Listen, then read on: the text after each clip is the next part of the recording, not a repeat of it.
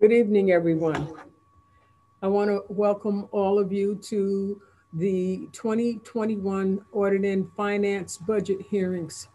This is the first hearing that will take place.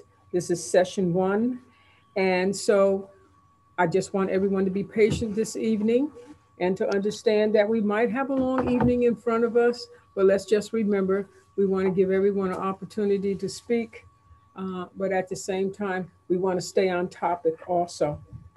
The other thing is this: if your questions cannot be answered this evening, we will ensure that staff will get back to, and right now I am speaking with not only the members, but also to the different members and the different agency heads that will come on, that if any questions that cannot be answered this evening, staff will be able to get back to the members and also will be following up with the agency heads. So now with that said, I want to open up the meeting, and I'm also going to ask that agency heads provide a 3-minute overview of what's going on. I am going to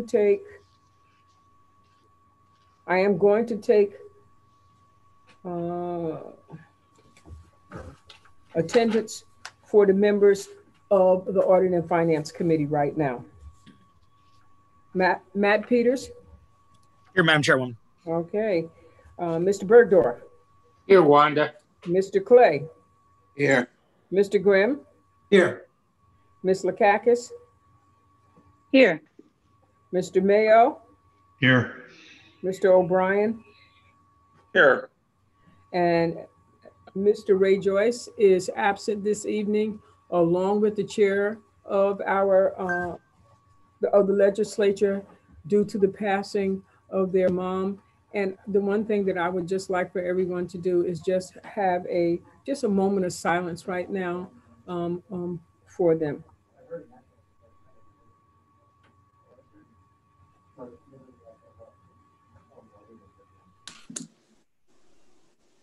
Thank you.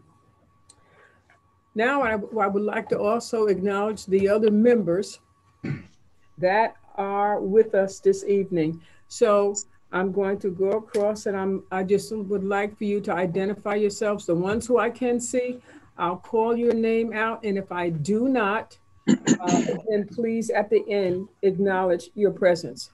Mr. Efekoro? Here. Yes. Mr. Beston? Here. Let's see. Mr. Ricard? Present.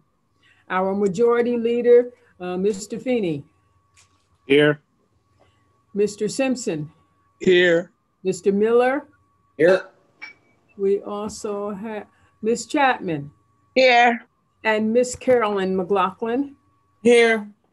Hold on. We just have one little technical difficulty we have to adjust. I can't get over it. Is this okay? Let's see, Mr. Beston. Okay, Mr. Reinhardt. Mr. Fine. Here. Mr. Cleary. Here. Mr. Moriello. Here. Okay, thank you. I want to thank you all for being present this evening and attending to what I asked everyone to do, to remember that we are all here representing the constituency of Albany County and have a job to ensure that we put out the very best budget possible. And the only way we can do that is to be present as each agency head comes before us. So right now we're going Madam Chair, I'm here also. This is Joanne Cunningham. Joanne Cunningham. I can't see it.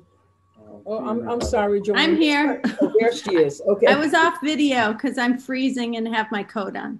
Okay, Ms. Cunningham. Is there anyone else whose name I did not call? Sean Ward is present as well. Mr. Ward. And George Langdon's here. My camera's not working. Sorry. Who was that? George Langdon. Oh, Mr. Langdon, thank you. Is there anyone else?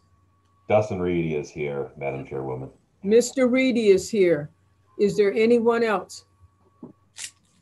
Madam Chair, Nathan Brewski's getting in. Mr. Brewski, very good. Is there anyone else?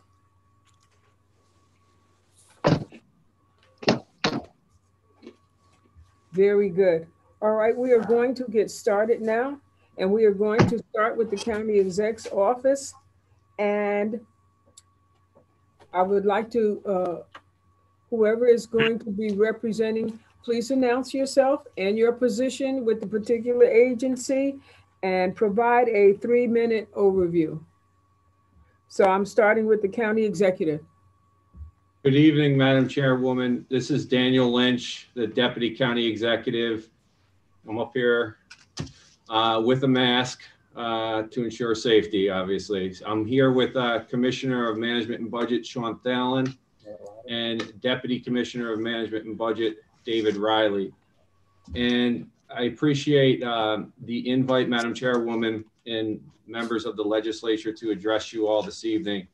Before we talk about the budget, I do want to take this opportunity, however, to recognize the hardworking men and women of county government, our county government, who have demonstrated a tremendous amount of resiliency over the last 7 months throughout the COVID epidemic and pandemic. And we should, not just as the county executive's office, very happy with our workforce, but you should join in as well in applauding the efforts that our government has demonstrated over the last 7 months. Special thank you to the county executive staff, to staff of management and budget, and each and every one in departments that really went above and beyond their calling to help us adjust with the difficulties and challenges that we've been faced with over the last year. Now to the executive budget highlights. As you are aware, last Tuesday, the county executive distributed the executive budget. And for the 8th straight year, that budget stays under the mandated tax cap and does not increase the tax rate. The 3rd year in a row, the average property owner will actually see a tax rate decrease. It's a balanced budget that is $719.3 million, $13 million less than the 2020 adopted budget.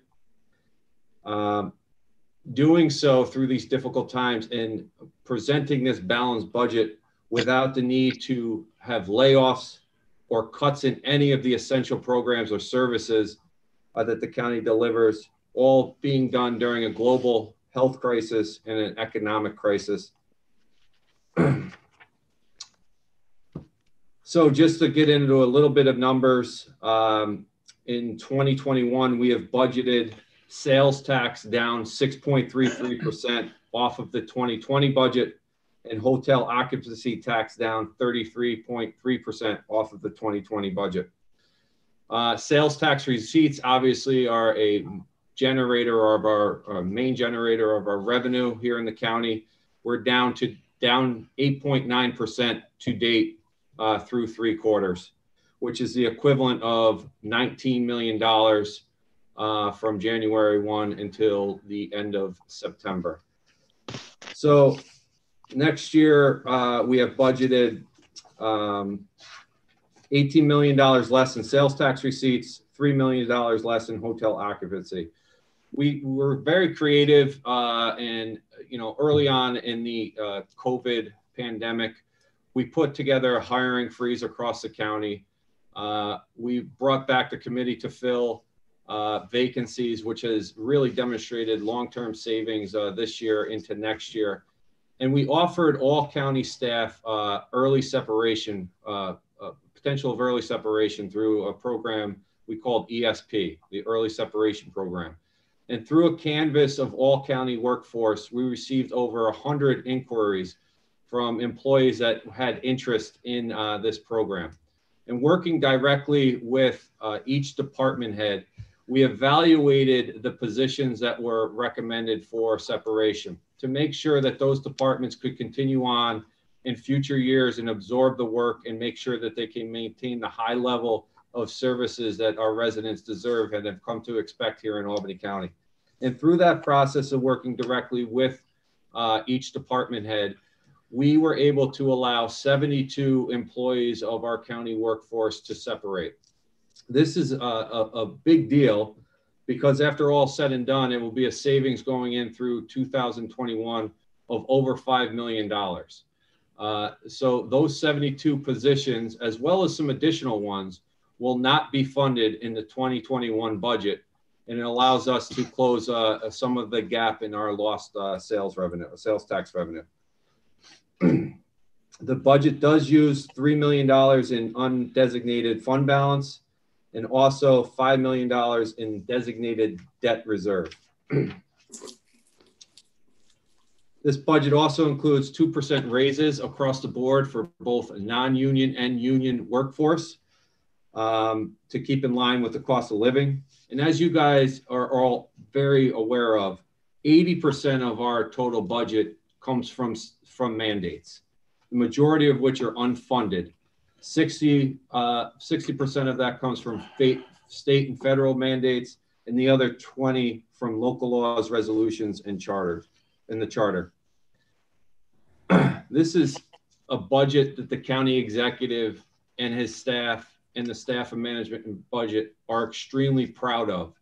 To be able to pass a balanced budget without any gimmicks, and to do so without no tax increases, no layoffs, no cuts to any services that have been provided to our residents, and 2% cost of living across the board for both union and non-union staff.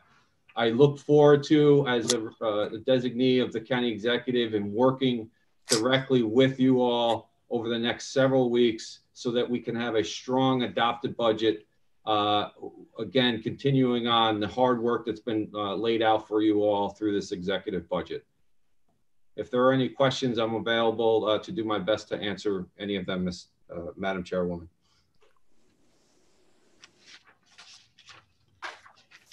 Thank you very much, Mr. Lynch.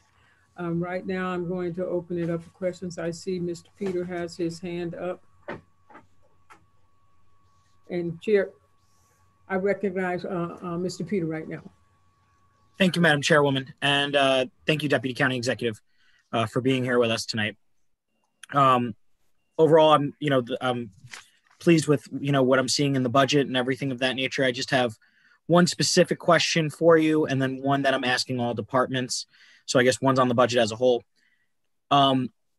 With what's happening with the pandemic and what we're seeing with what was called sort of potentially an eviction and other type of crisis that might be on the horizon, have there been any specific services or contingency plans for what happens if the economic situation continues to deteriorate and the county is dealing with, two very vulnerable sets of individuals, those who might need social or mental health services, and then at the same time, those who might be in trouble because of foreclosure and other needs for assistance. In addition, we might see small businesses continue to suffer, especially not knowing what's going to come out of Washington. So have there been any programmatic aids or contingencies for 2021 to deal with those who might be most vulnerable for an economic slowdown or shutdown or any type of reversal in economic fortunes? So I'll just comment and commend our entire county workforce for their resiliency in answering the call here. We have been able to provide all the services that our residents have become accustomed to receiving, and have done so even though in certain circumstances, New York State has withheld 20% of funding for this year. And that's a distinction that I'd like to take a minute to talk about. We have had numerous conversations with the governor's office and the director of budget, Mr. Mujica, about the situation, the dire situation that New York State is in and how it relates to county government. So as you probably all are well aware, the 20% has been discussed since April from the governor about different buckets of where there can be cuts in education, in local governments, and in hospitals. Well, the local government piece we're seeing directly already, and they're doing so in the way of a withholding. And we have assurances through the director of budget that the state will make good on these withholdings. And we prepared a budget in 2021 that does just that. It's a snapshot of where we are now. This budget is not relying on a stimulus relief package, and it's not relying on future cuts from the state. However, I'd be remiss if I didn't alert everyone that 2021 can come with challenges. This budget that was delivered here, this executive budget, is again a snapshot of where we stand. If for some reason the 20% withholdings that we start seeing, that we've seen already, become cuts, well, then we have a whole new set of challenges to face next year. And unfortunately, the reality is that may require layoffs, that may require a decrease in some of the services that we provided. So again, I would, to answer your question directly, the contingency plans are doing more with less. Our services are still being delivered at the highest rate and the highest level that has been expected from our residents. There has been zero decrease in the administration of our services, and I don't think that will be a problem moving forward. All right, and then I guess the final question I have, I mean, I'll follow up with some other questions because that didn't really answer the question, but I also commend our county services for continuing in time of crisis. The other question is there any positions in the county executive's office budget, right? So I'm not asking you for everything, you know, obviously across the board, but I'm going to be asking all department heads this. Are there any budget lines that are are being paid below the line? So for example, are there any ones with larger salaries potentially listed, but the individuals are actually earning less? Mr. Peter, it's something that I can provide you. I believe there may be that circumstance, but we can provide you the specifics. That's fine. Thank you. Sure. Thank you. Mr. Grimm, I'm sorry. Mr. Bergdorf and then Mr. Grimm. Thank you very much, Dan. I really have to commend you for the, you and your, Dan, you and Sean and your staff for the 2021 budget. I think I understand how it is going to be balanced, but I have yet to understand how the 2020 budget, where we hear numbers between $40 and $50 million deficit, is going to be brought to a close. Could you please elaborate for the Audit and Finance Committee how you're going to close out the 2020 budget in a balanced manner?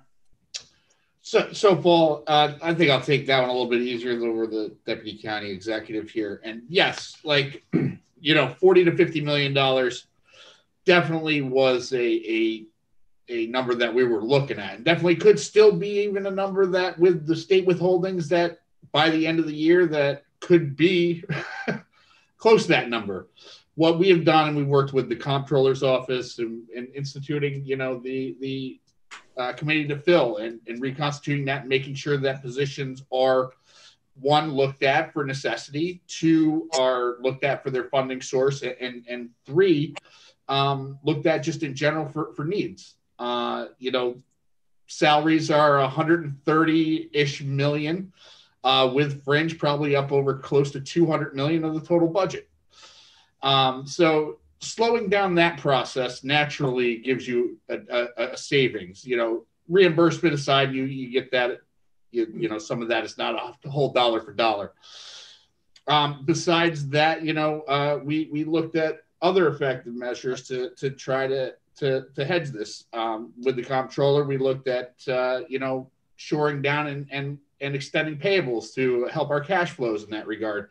You know, things that, you know, trying to stretch out our current assets as they are. Yeah.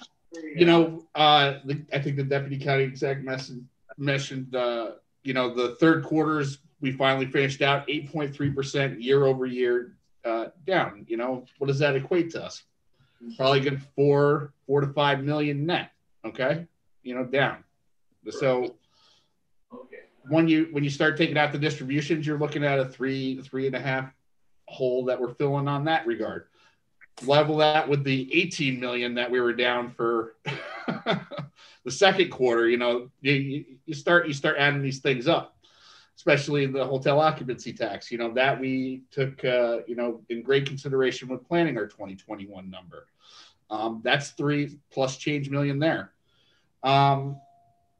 But besides that, I mean, looking at all these factors, I think we gave a pretty balanced and, you know, stemming the pain for this year and not relying on a bailout for next year is what we tried to accomplish in that. But I guess what I'm trying to understand is as we sit here with 2 months left to go in the fiscal year, how much have we saved of the $40 million? All right, we can look at that. All right.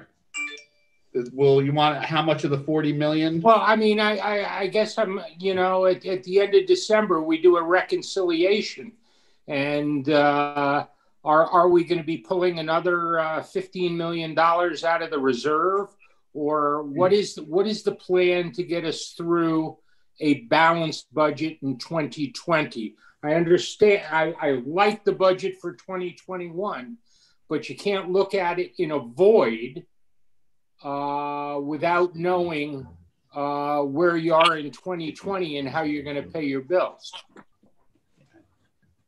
Right. Okay. We get you something back for that then. Is that okay, or what? I would appreciate it before we get to the end of the budget cycle, because I think it's important for all of us to know if we adopt a budget like this, are we going to see a reconciliation at the end of December where we're transferring more fund balance, where we could have potentially made I think overall looks at stuff like this, Paul, not to cut you off, are scheduled for the 5th meeting. There's a revenue analysis meeting. You know, that's probably, we still have a handout that will be given out for that. So you can probably look at that too for help. Okay, but I would ask you to be as specific as possible as to where the deficit is, how much you've made up in hard dollars, and how much you expect to save between now and the end of the year.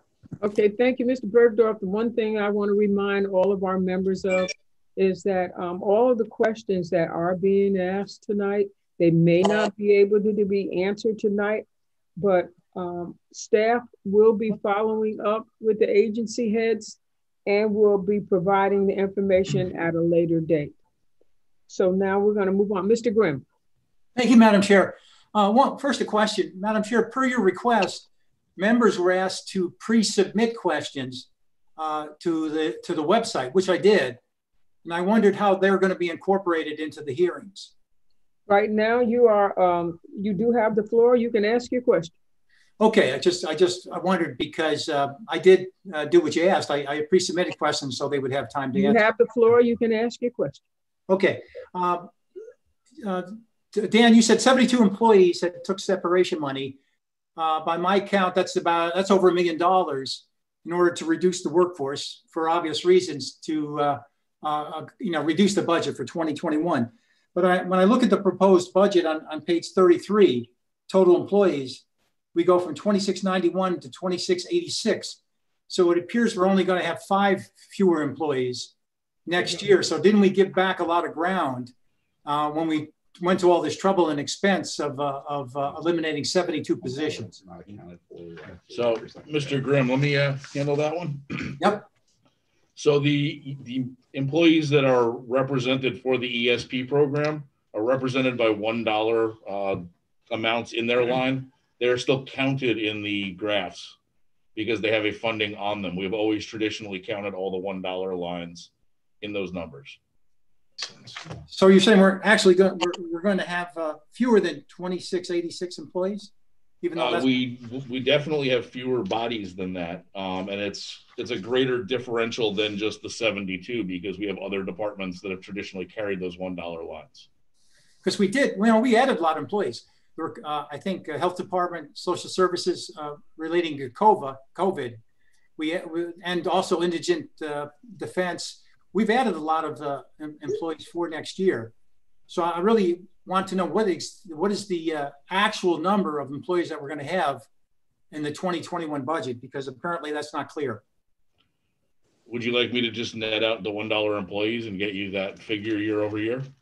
Yeah, in other words, we go from 2691 to 2686. But from what you're saying, 2686 isn't really the precise number. Well, both numbers, the 2691 and the 2686, include multiple $1 employees. So if the way you want to look at it is without those, I can net those out for you. Yeah, I'm actually looking for what is the actual reduction in employees. That's really what I want to know. I will get that to you. Now I have a question, and it goes directly to the county executive's department. And hold on a second. I noticed that there's a $9,500 pay increase for both the director of communications and the director of policy, and it's listed in the budget memo as budget neutral.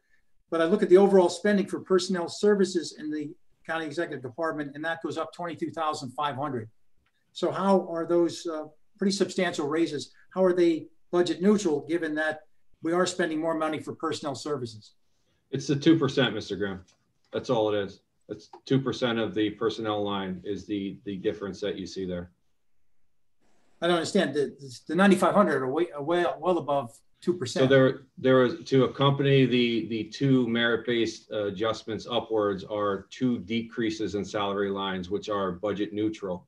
The difference that you see of 23,000, 22,000 is the difference of adding on the 2% for all the staff, the 12 employees within the county executive staff. Okay. That's the difference. Okay. All right, thank you. Ms. McLaughlin? Thank you, Madam Chair. Again, I also want to thank Mr. Lynch for his report tonight, and I look forward to hearing the others. I'm going to go back to a question that Mr. Peter asked about, and I want to look at the reverse of what he said. If this funding is received, if after November and going into 2021, that we do receive, you may not have the answer to this, we do receive the withholding from the state and or funding from Washington, what are the plans for those funds as they come in? You may not have an answer to that, but there's some pre-planning that's been done should those funds materialize, because I'd like to have some understanding if they will be used to address Mr. Bergdorf's question of the $50 million deficit for 2020 and to address the needs of those people that were most severely impacted by the COVID-19 pandemic and other most vulnerable people in our county. I just want to, and I don't expect you to have a full answer to that now, but I just want to know if that's something that you have thought about in terms of should we get an influx of funding, what are the plans for those funds? Well, it's a great question, and we certainly have had a lot of conversation about this, and it would be honestly a good problem to have, right? Right now, things don't look good. They haven't looked good since summertime, and getting a real federal stimulus relief package that has flexibility to go directly to state and local governments. As you all are aware, with the CARES Act, we don't fit over the criteria of population size, and we haven't received direct funding. So it would be a good problem to have. The key is making, over the last 8 years, there's been an incredible increase in our fund balance for this exact type of situation. Some call it a rainy day fund. We can call it that if we like.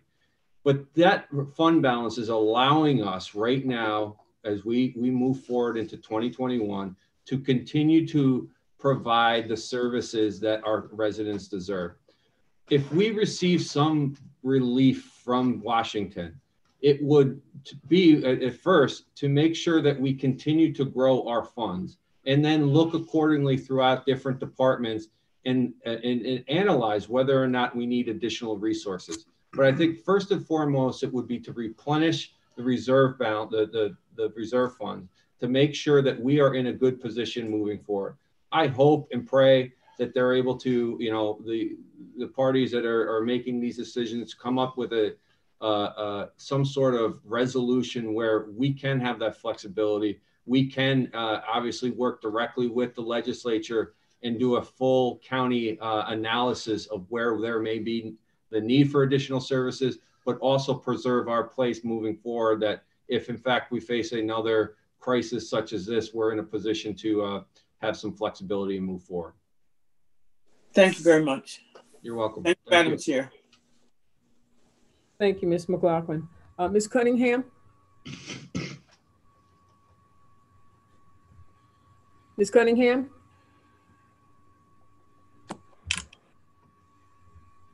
Hi, that was my, Carolyn's question was my question, so I'm good. You can move on. Thank you very much. Mr. Simpson? Yes, last year, Mr. Calderon announced an equity agenda, and I was wondering what goals and milestones were established or were identified, and what attainment had been made. And let me just explain what I have in mind. I was with the Department of Civil Service from 1978 and 2000. And one of the things that people don't understand is that there's a extensive amount of management discretion that could be used, particularly for an equity agenda. So for example, we had a major promotion examination that was not job related and also had major adverse impact for people of color. But what civil service was able to do was for people who did not take the exam, people who did not pass the exam, they were able to be put in the non-competitive class in the same title with the same salary. So from like a Title VI perspective and a Title VII perspective, in terms of what we have achieved in the past, but going forward in this real triage environment, how can we use what was identified as goals in the equity agenda, of which I'm not really familiar, to address the kind of chronic challenges that we have now? It's another great question, Mr. Simpson. To follow up off of comments made last year by Mr. Calderon, there was a full-time equity agenda coordinator hired by the county.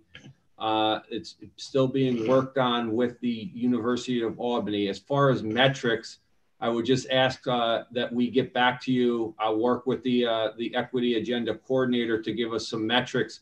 Each department had individual goals to attempt to obtain. So let me get back to you with the specifics on where we have gotten over the last calendar year. Right, including what it was we attempted to get, correct? Sure, what our goals were and where we are. All right, thank you. Absolutely, thank you. All right, thank you very much. I have a question, and it involves, can you please explain why the Director of Communications line is up to 102,725 from 93,210, and also do the same for the Director of Policy line, which is up to 103,530 from 94,000? Yes, sure.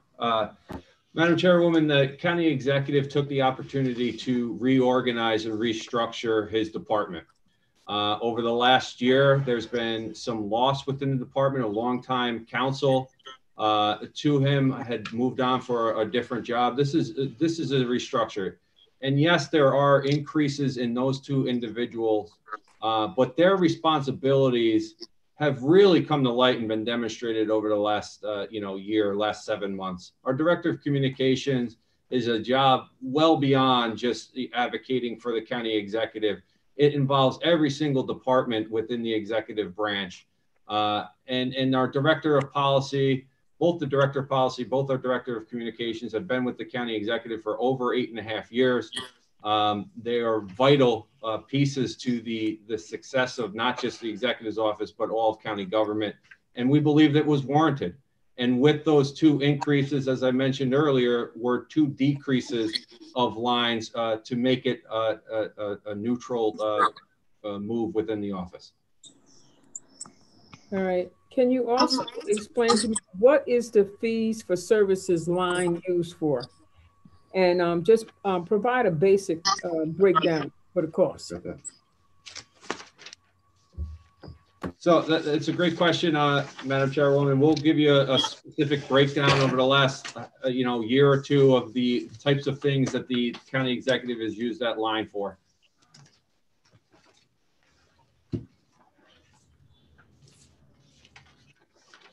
Okay, I appreciate that. So that is a follow-up. So we'll be looking for that information. But can you, the one thing can you do right now? Can you just explain what fees for fees for services line is used for? Well, without having the list in front of me, I don't want to, it's basically professional services that the office needs to contract it. Okay. And then those are lines that appear, if not in most, if not all departments across the county. Okay, I'll be looking forward to the follow-up information. And also, can you explain, the county inter-program funding is continued at the current year's funding level of $15,000. So does this mean you anticipate a return to pre-COVID level participation in the program?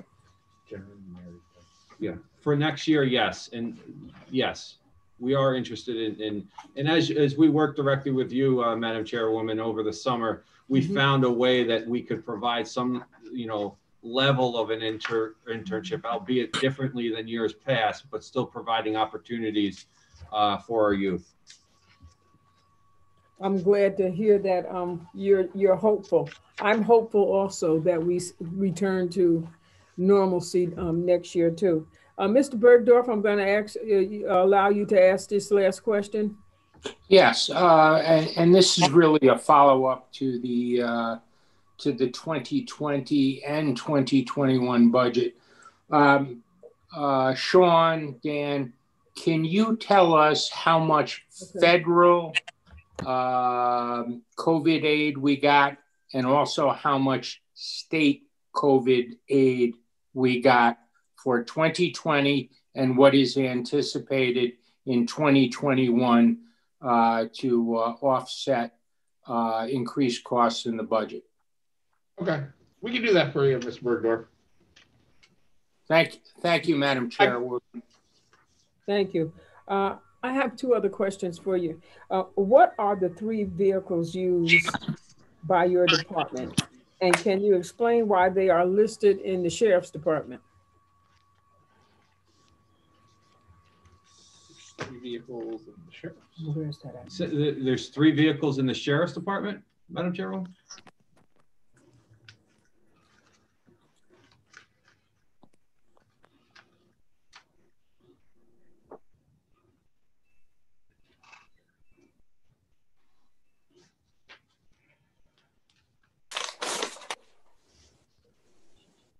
Is he asking to repeat the question, Wanda? What are the 3 vehicles used by the county exec department? And just explain why they're listed in another department, which is the Sheriff's Department. I'm not familiar with 3 vehicles being listed in the Sheriff's Department. They're county fleet vehicles. The county executive's vehicle is listed in the Sheriff's Department and has been for the last several years.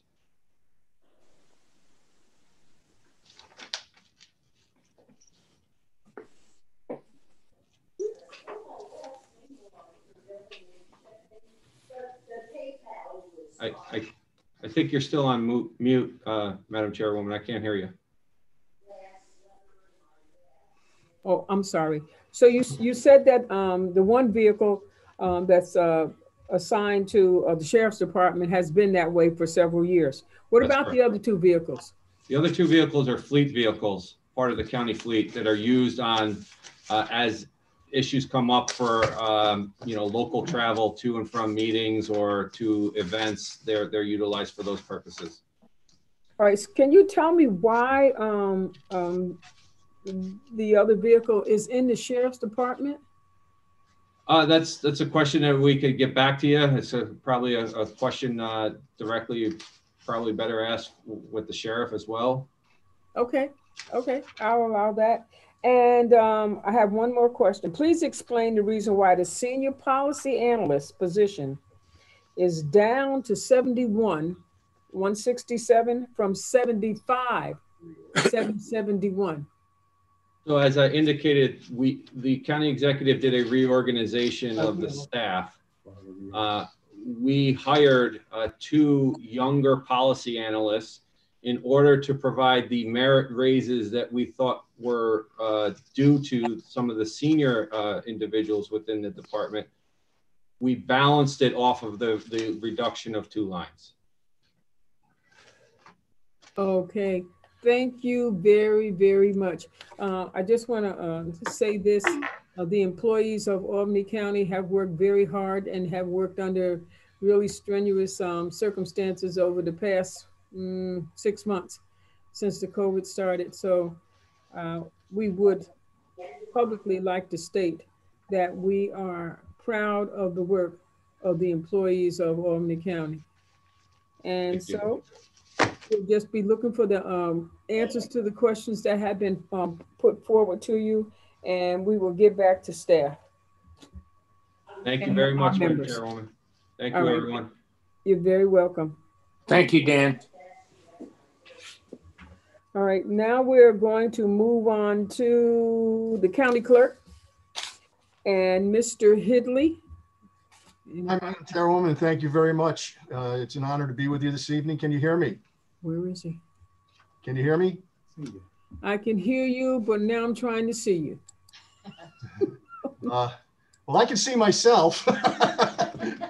There you are, Mr. Hidley. Okay, very good. All right, thank you. Good evening. Thank you, Madam Chairwoman and members of the Audit and Finance Committee. I appreciate the opportunity to sit here tonight with you and talk about the 2021 Albany County Clerk and the Albany County Hall of Records budget tonight. Tonight I have with me Executive Deputy County Clerk Geraldine Gould, and we have Deputy County Clerk Craig Carlson from the Hall of Records, should there any questions need to be answered by either one of those departments other than what I'm able to provide for you. And first, on behalf of myself and my staff, we certainly would like to express our deepest condolences to the Joyce family. You know, the Joyce family has been part of Albany County for a very long time, as 112 State Street has been named after Harold, the father of Andrew and Ray and the judge. So on behalf of all of us, please express our condolences. Thank you. First and foremost, I'd like to let you know that even during the pandemic and the shutdown of a lot of different departments, the Albany County Clerk's Office did remain open throughout this whole pandemic. And we continue generating the revenue while providing revenue through our e-recording and e-filing throughout that whole pandemic. And I'd also like to let you know that in the 2020 budget, we had projected X amount of revenue, which we didn't think because of the pandemic we were going to be able to accommodate. But I can tell you right now, we're up to 93.5% of that revenue already. We had a very strong July, August, and September. The mortgages are flying out the door. The sales are flying like nobody's business. You know, the rates are so low right now that people are taking advantage of refinancing, which really has increased the amount of activity that is going on in the Albany County Clerk's Office as we speak right now. In the 2021 budget, we are going to continue to upgrade the online maintenance and the online services that are provided to the residents of Albany County. I can tell you that we participated in the early separation program. We have one employee from the county clerk's office, and we have one employee from the Albany County Hall of Records who has accepted that $15,000 buyout, and I have agreed that it would be the right thing to do. Diligently, we've done everything in our power to cut costs in both A1410 and A1411. I think in A1410, I think the most significant thing that I need to talk about is the County Clerk Code Program. Now, when we started the County Clerk Program, the Code Program, we didn't know exactly what the estimate was going to be for the expenses of this program. So we just kind of threw in a dollar figure, and that was around $50,000 at the time. So as the program moved on and moved on and moved on, we encumbered some of that money and left it there in case there was any more serious major expenses that might come along from the county clerk code program. Well, as we move into 2021 and through the county executive's directives, we've cut that down to $10,000. And I've been working with the majority office on this. We really truly believe that we've gone possibly as far as we can, except for, like in 2021, when you pass new resolutions and new local laws, and these need to be adopted and put into the county code right away.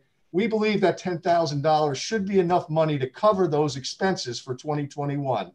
But we don't know that for sure, but I'm making a diligent effort here to cut expenses and do what we can in the county clerk's office.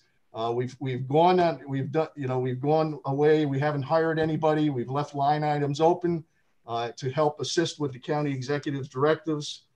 As far as the Hall of Records go, 18411, a majority of the money that we're spending there has to do with the cloud use.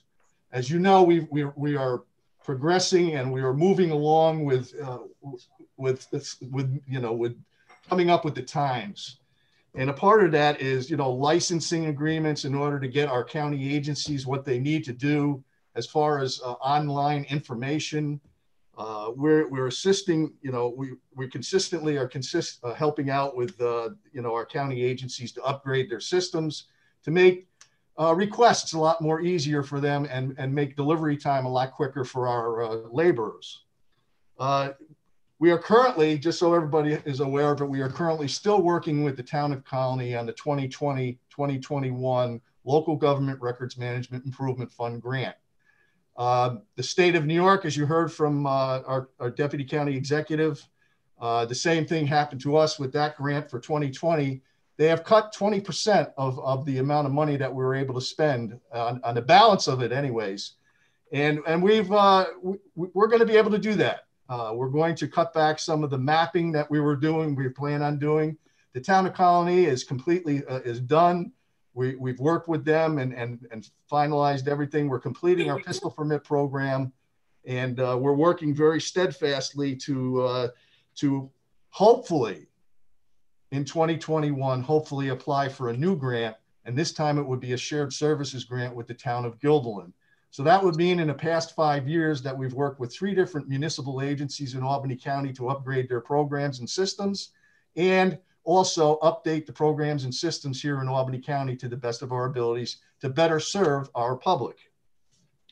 And I think, that's about all I can, for my 3-minute remarks, that's about all I can tell you. We've stood the line and everything else. The only, our employees, the only thing is in there is the 2% raises for not union and non-union employees. Other than that, our fees for services remain the same at $160,000 at the county clerk's office. I know somebody had asked a question earlier about what fees and services are. Well, for the Albany County Clerk's Office, the fees and services are included with our Albany County Clerk system. We have it with Info Quick Solutions that helps pay for that. And it also helps assist with our Freedom of Information Law request system that we have implemented here, and we believe is the best in the state of New York. So that's where some of our fees for services go. And I now open the floor for any questions or comments that the county legislature might have for us. All right, Mr. Bergdorf. Yeah, Bruce, you guys do a great job, and I really have to compliment you. Here's an old bugaboo that I asked you. I've asked you every year for the last 3 years, and I know you do it jointly with the Majority Counsel's office, with Brandon. The code project, and I know you commented on it. When are we going to see something? You know what, Mr. Bergdorf, I'm going to have to defer to Brandon, and I believe he's on the call with us now. Well, the other question I had is, by reducing, even in past years when we were under less fiscal constraints, both the chairwoman and myself offered to say, let's give you more money so we could close this out and finally be done with it. So that all we would have to do is pay an annual update. Well, that's so now I see us going from $20,000 to $10,000, and I'm not quite sure whether we're getting more work on the project or if that's maintenance for the project. But when are we going to see a code book? And I will throw that question out to anybody who can answer it. Well, okay, first, let me just say this. Mr. Hidley? Yep, go ahead. I'm going to let Brandon answer that question. Okay, thank you. The Deputy Majority Counsel, please. I can actually speak to that, Madam Chairwoman. Oh, okay. All right, go ahead. Unfortunately, due to COVID, the codification project was waylaid in a manner that could not have been foreseen. The Majority Office is continuing to work with Counsel to the Chairman and Minority Counsel to finish this project. Counsel is currently in the final stage of the review, which does include completing a 140-page plus workbook provided by General Code to kind of clarify the last legal questions regarding how the code will be presented and how it will appear online. And it is anticipated that this final comment and review will be completed in the very near future, with the code published in early 2021. So Rebecca, you're confident that with our budget expenditures to date for 2020, we can accomplish this task? And is the $10,000 that is budgeted for it a adequate number to go on so that we can put 2021 into a code book? I know you come from the town of Colony. We've had a code book forever, and it's the Bible. We have nothing of that type in Albany County. And we've been asking for years and years and years how to get it done. So I would just like, I'm glad to hear it's being completed in 2020 and it will be published in 2021. Is that $10,000, Bruce, for maintenance for 2021 or to complete the job? No, we budgeted the $10,000 for the maintenance of the program. I believe that all the money that has been expended to date has paid for everything that we've accomplished up until this point, but the Majority Counsel will probably have to answer that better than I. Thank you, Bruce. Mr. Grimm? Well, thank you, Madam Chair. Mr. Hidley, thanks for appearing tonight. I would refer members to page 230 and page 232 of the clerk's budget. You indicated earlier, Bruce, that two employees took early separation. But if you look at the employee count on page 230 and then on page 232, there are 29 and 29 and 19 and 19. So the count hasn't changed. Now, it appears that a couple of the items have been placed as $1 jobs. Are those the two that are the early separation? Yes, correct, Mr. Graham. All right, this is something I want to suggest to our budget folks. When we are actually eliminating positions, they should show that in the total number account. Otherwise, people are not going to know. So this is, I think, the second time tonight this has appeared here. If we do eliminate positions, that should show in the next year's budget because it's a little deceptive. Next question, if I could.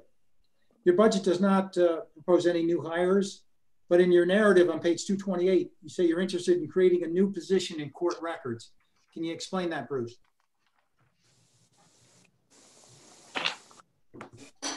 Yes. Hi, Jerry, Executive Deputy. Our court records currently right now is the busiest part of the office, and we've been down a position for quite some time. It's one of our current vacancies. It's our biggest need right there is to try to get someone to fill that position because it's very, the training is very time consuming. It's more complicated than because of the laws and the legal filings. So if ever we were to fill a position, that would be the one that we're trying to fill. And that's only a proposal. Because we currently have 2 vacancies right now and haven't filled either one of them. And we understand, we understand that we Yeah. can't, that the hiring freeze has been put on, and Mr. Grimm, we don't intend on hiring anybody, We're waiting. until the fiscal crisis gets better and that we can fill those positions. I mean, we're working with less and doing more, just like everybody else is. And we're doing our best to do the best thing for the Albany County Clerk's Office and the Albany County Hall of Records that we possibly can do. And, the staff has had to step up a little bit and do a little bit more. We've done a little bit more cross training because of the positions that have been left open. And, I'm just, as your Albany County Clerk, I'm doing the best I can to be fiscally responsible for Albany County. Yeah, well, you've reduced your staff by 2 people from last year, so we appreciate that fiscal concern very much. All right, thank you. I have a couple of questions for you, Mr. Hidley. Except for the new hires or promotions within your department, is everyone in your office being paid the salary as shown in the budget? No, the answer to that is no. A lot of those salaries that you see in the proposed 2021 budget are above and beyond what the actual employee is being paid. We can actually break that down for you and give you a better number if you so desire to have that. A lot of the Clerk 1 positions, they're so, they start at such a low salary that we even have a hard time getting employees to take these positions. But the amount of money that's in the proposed 2021 budget does not meet what the salary actually is. Okay, so my question then, as in regards to, you have multiple salaries in the Hall of Records, they're down $1,000 or more. For example, the assistant archivist line is down to $34,897 from $42,845. That's correct. Yes, as you know, we're obliged by the civil service employees union contracts, and the starting salary for that position was exactly what you saw in the budget. Okay. Now your administrative assistant line is up 2%. Most of the other lines are not. Why is that?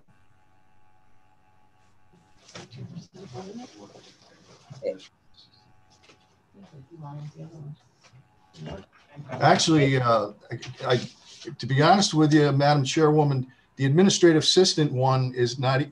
If you take a look in the line item or in the budget itself, there hasn't been any money expended out of that line item at all.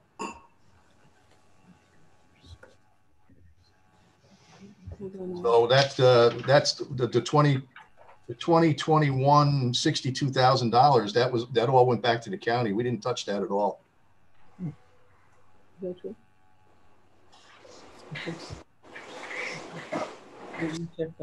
The administrative assistant left on sick leave and never came back. Okay, I guess that money has all been returned to Albany County. Okay, and that is true. Okay, now the scanning equipment line is down from 17,000 to 10,000. Are there fewer documents or a reduction in price? Is that the Hall of Records? Yes. Less need for equipment. Yeah, we haven't.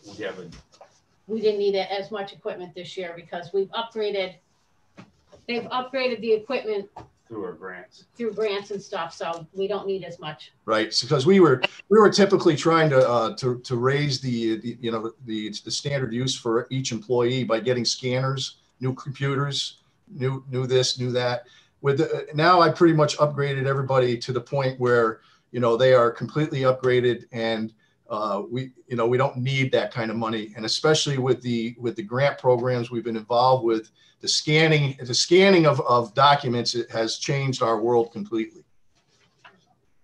Okay, I want to go back to the question I had on the administrative assistant. Sure. It was really on the assistant archivist. Okay. And the drop in that, and you answered that question. Okay, I just wanted to clarify that. Thank you.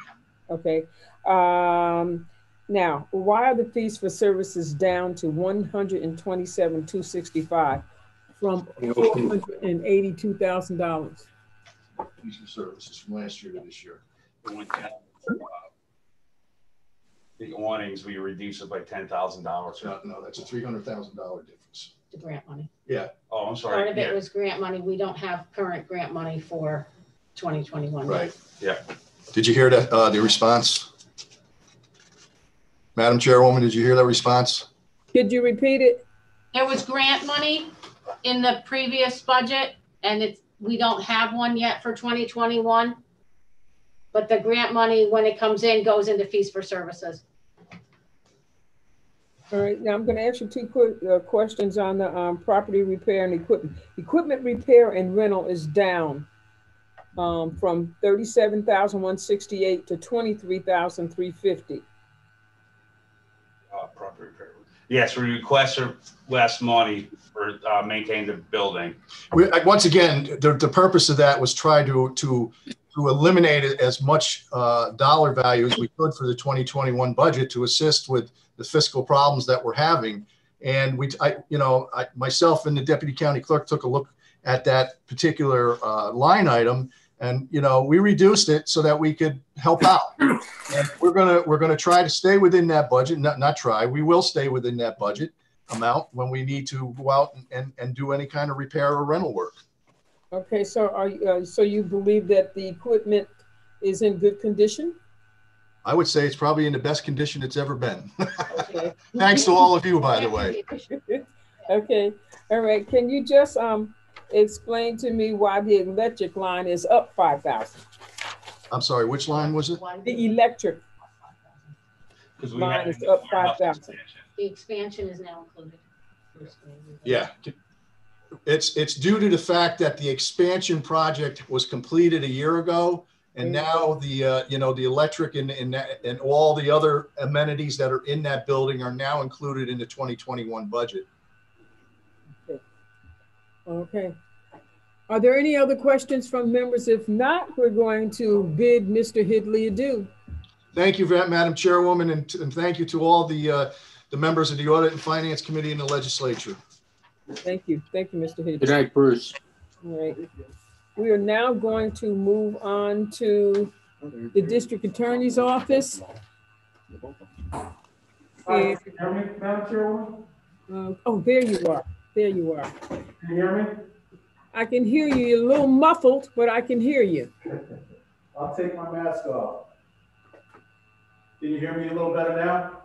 Yes, I can hear you a little better now. First and foremost, thank you so much for providing us with an opportunity to appear before you tonight and present to you. I too would like to echo my colleague Bruce Hidley's condolences on behalf of my office, the District Attorney's Office here in Albany County. We too would like to extend our deepest condolences to the Joyce family, a group of great public servants, and we are feeling for them as with their loss this evening. Ladies and gentlemen, I think we were here right around this time last year, and I think the forecast, not to weigh in on one of your colleagues' last name, the forecast for us was pretty grim.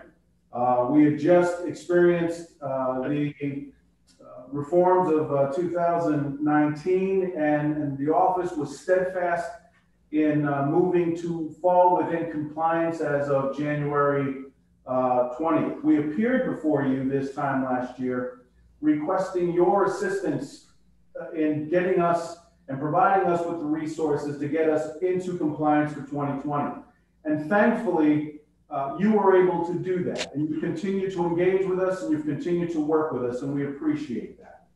Little did we know that all of the steps that we took in 2019 in preparation for the reforms would set us up to operate with great fluidity under the pandemic. In 2019, this office came together and digitized every single shred of paper.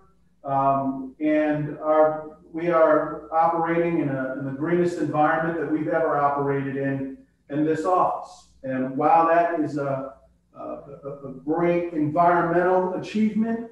It was also born out of necessity. Last year, we figured what our investments were going to be, and we made significant investments in the technology, therefore allowing for everyone in the office to operate with technology in the courtrooms and no longer have a need for files or to touch files or to share in paperwork in files. Little did we know last year that we not only would have the challenge of practicing in a way that we never had before, but we also had no idea that we would be practicing under the COVID conditions. As you know, the vast majority of the operation of the Albany County District Attorney's Office occurs on the 4th floor on Launch Street. I would say about 75% of our operations, and I'm factoring out those operations we have in individual towns. And therefore, the vast majority of our staff is co-located on the 4th floor. Thanks to you, your contributions last year, your investment in us, we've been able to remain at safe distances while continuing to do our work. I would say that the good news to report for those of you who have fiscal concerns, the good news is that we are 79.2% of the way through fiscal year 2020. And I for one, I think many of you would share in this sentiment that I cannot wait for 2020 to be over. And we are 62% through our budget, which means that we will come within the 20% reduction that was asked of us earlier in the year as we had to adjust our practice given the circumstances that we're all experiencing. I'd like to also thank Comptroller Rizzo, my colleague Sheriff Apple, again Bruce Sidley and County Executive McCoy for their leadership and cooperation throughout the last several months. What I can say to you, all of you who watch over us and supervise, our fiscal spending, what I can say to you is that you should be proud of the leadership that you have in Albany County, because the leadership and the various agencies within Albany County have really stood up to meet the challenges of 2020. I would also be remiss if I didn't personally thank my staff who continue to work from a distance, some of which continue to work every single day in the courts of Albany County, addressing the public safety needs of the community. But I would also be remiss if I didn't acknowledge Karen Ziegler from the Crime Victims and Sexual Violence Center, who also oversees services to victims of crime throughout Albany County and the work that they've done. This has been a challenge for us. It's been a challenge for us because not only are we interfacing the changes in the criminal procedure law and penal law that we've seen both at the beginning of 2020 as well as July of 2020, but we also continue to implement the executive orders that have been steady throughout the last several months. In addition, I would also be remiss if I didn't acknowledge and thank Judge Breslin as the administrative judge for the 3rd Department as well as OCA and their continued communication with our office in an effort to make this entire experience one that is as painless as possible while remaining healthy and continuing to deliver public safety services to Albany County. And with that, Madam Chair, I will take your questions.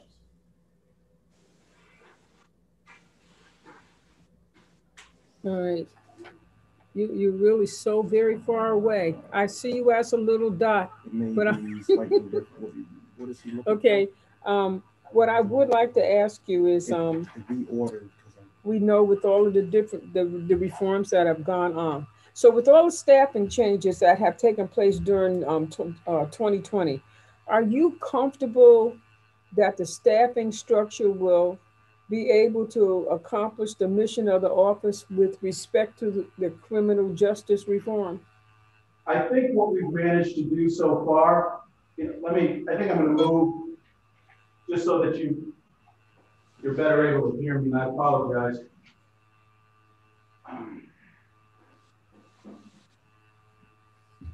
Oh, good. You moved up. Can you hear me better now? Yes. Absolutely. Okay. So we came to you with what we believed last year to be the necessities that we needed to move forward with in order to be in compliance. And you provided us with resources as well as flexibility to be able to implement our strategy moving forward. This is what I can say to all of you. We had 3 months of an experiment to implement these policies, procedures, and to see how it was working. So we had 3 months of it because mid-March, everything in the world folded. And so to the extent that I could say here, yes, you know, we're 100%, I can't do that because of the very small period of time from which to sample and be able to assess. What I can say is that the needs of the office and what we've had to do in terms of switching, eliminating positions and pouring resources elsewhere, I want to thank you all again for enabling us in this year to continue doing that as we see these needs. Thank you. I'm going to ask you a question about the fees for services. Yes. The members have questions on that. It says your fees for services amount requested in the backup is $225,000, but the budget says $296,302. Can you explain the $70,000 increase? We did an RLA earlier in the year that had an increase in dollars, and those dollars were moved to that line, and it also includes an increase for our online resources. We are going to have a contract for Westlaw, which is significantly increasing. We're working through the county attorney's office to go through that as well. It's going to be a joint contract between the legislature, the county, all the county executives, departments, and our. All right, thank you. I also have, before I open it up to the rest of the members, your miscellaneous equipment line was adjusted as part of legislative action you requested in 2020 by $18,361 for a revised amount of $23,639, which was down from the original $42,000 funding level. When you came in front of us, your representative stated that the line would not be increased and that it would remain budget neutral in 2021. So I see that your request reflects the original $42,000 now and not the agreed upon $23,639. Is this an oversight? Yes, the request and the change in the budget was made in the interim in between when the budget was requested and then when the budget was passed. So that amount can be decreased to that $23,000. So she said. Mind if we make the budget fix in the legislative process? So would you mind if we make the adjustment in our legislative process? Would not. What did she say? I couldn't hear you. We would not mind. We would not mind that. Oh, sure. Thank you. Thank you. Thank you very much. Mr. Peter. Thank you, Madam Chairwoman, and thank you for being here, District Attorney Soares, and of course, your staff. Quick question. How much is currently in the seizure account and that the DA controls? I'd have to get those numbers to you. Okay, and that's perfectly fine. If there's any planned spending from that you've already like sort of figured out, if you could also share any of that as well, just so we understand what's happening on the counter, what's expected to for the upcoming fiscal year. Yeah, we're not allowed to substitute county spending with asset forfeiture dollars. Yep. It's supplanting. Mm-hmm. Understood. But we'll provide you with that information. Thank you, sir. Thank you very much. Mr. Bergdorf, you're next. David, thank you very much for being there. Heather, and is that Dave Rossi behind that other mask? It is. Hi. How are you doing, David? I got some big picture questions. You mentioned, obviously January, February, March, you were in business and times were tough. And then you had, I guess it's been 6 months to transition to a digital platform. And that is probably one of the few bright spots of 2020. But as the courts are starting to reopen, what is your workload starting to look like? And are you confident that the staff that you have and your overtime budget are going to be reflective of what that increased workload is going to be for the balance of 2020 and through 2021? I thank you for the question. So the one thing that I've always treasured is certainly my relationship with all of you. I come before you. I don't ask for anything more than I need. And I think over the course of the last 16 years, that has brought me some credibility. I think we're able to achieve, our goals for 2020, simply because during the period during this period where courts have been shut down, we've still been working. Our attorneys have been in negotiations with defense counsel in an effort to resolve cases. But to be frank with you, we're seeing violence on a level that we've never seen in my 20 years in this office. And where we are right now, we're at about a 20% closure rate. When I say closure rate, I mean arrests in these violent crimes. So the shootings that you're seeing, that you're hearing about, the fatal and non-fatal, we're at about a 20% closure rate. Those cases right now are cases that are going to be eventually be tried and resolved in Albany County once we see the courts fully open. Now, the challenge for us moving forward in finishing this year, and I would say 2021, is we're dealing with, state regulation. We're dealing with, county regulation in terms of building and capacity. And we've been accustomed to having 3 or 4 trials go on every week. The world is going to be different when we're only able to have, 2 trials. It's going to create that backlog. How it's going to impact us at this point, we're at the infancy stages, and it'd be too early for me to tell.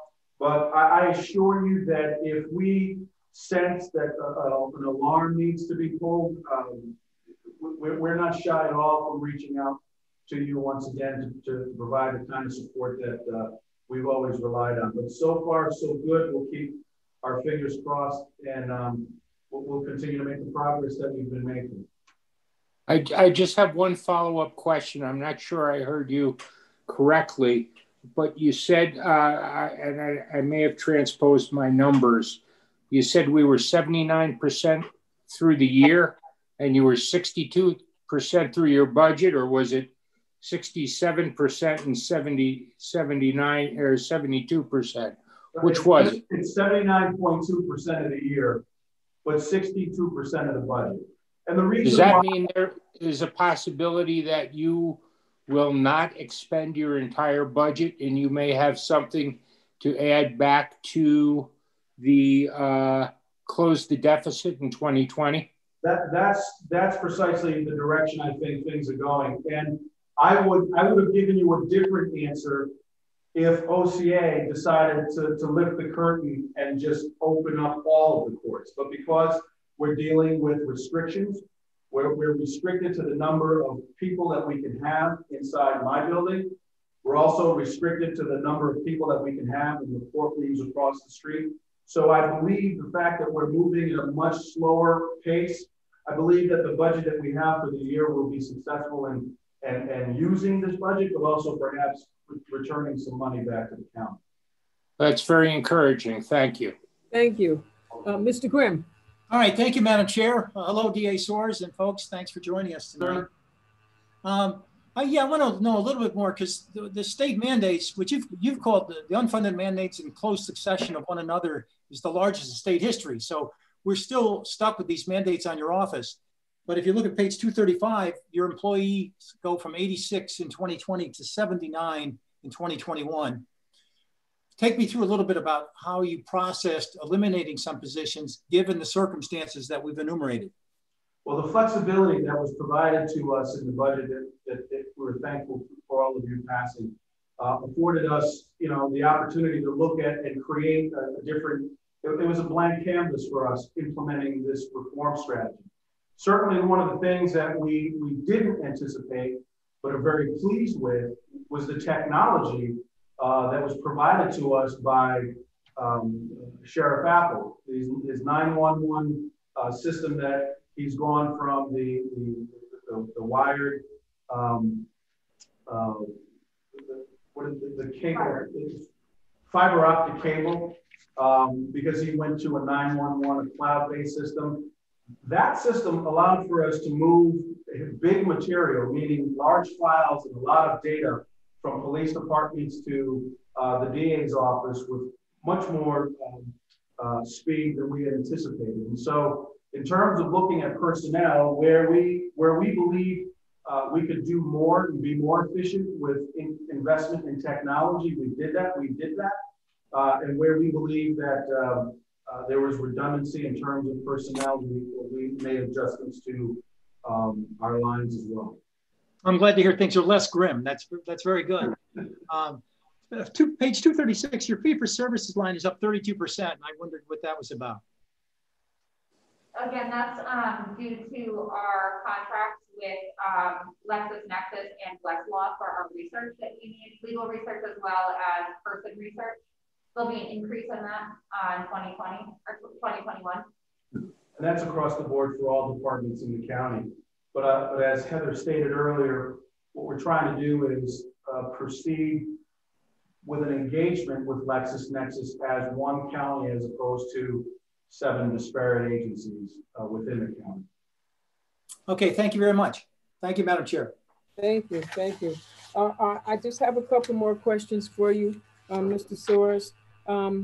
Why are the prisoner transport and lodging and dining trial material for fees for services expense lines all up?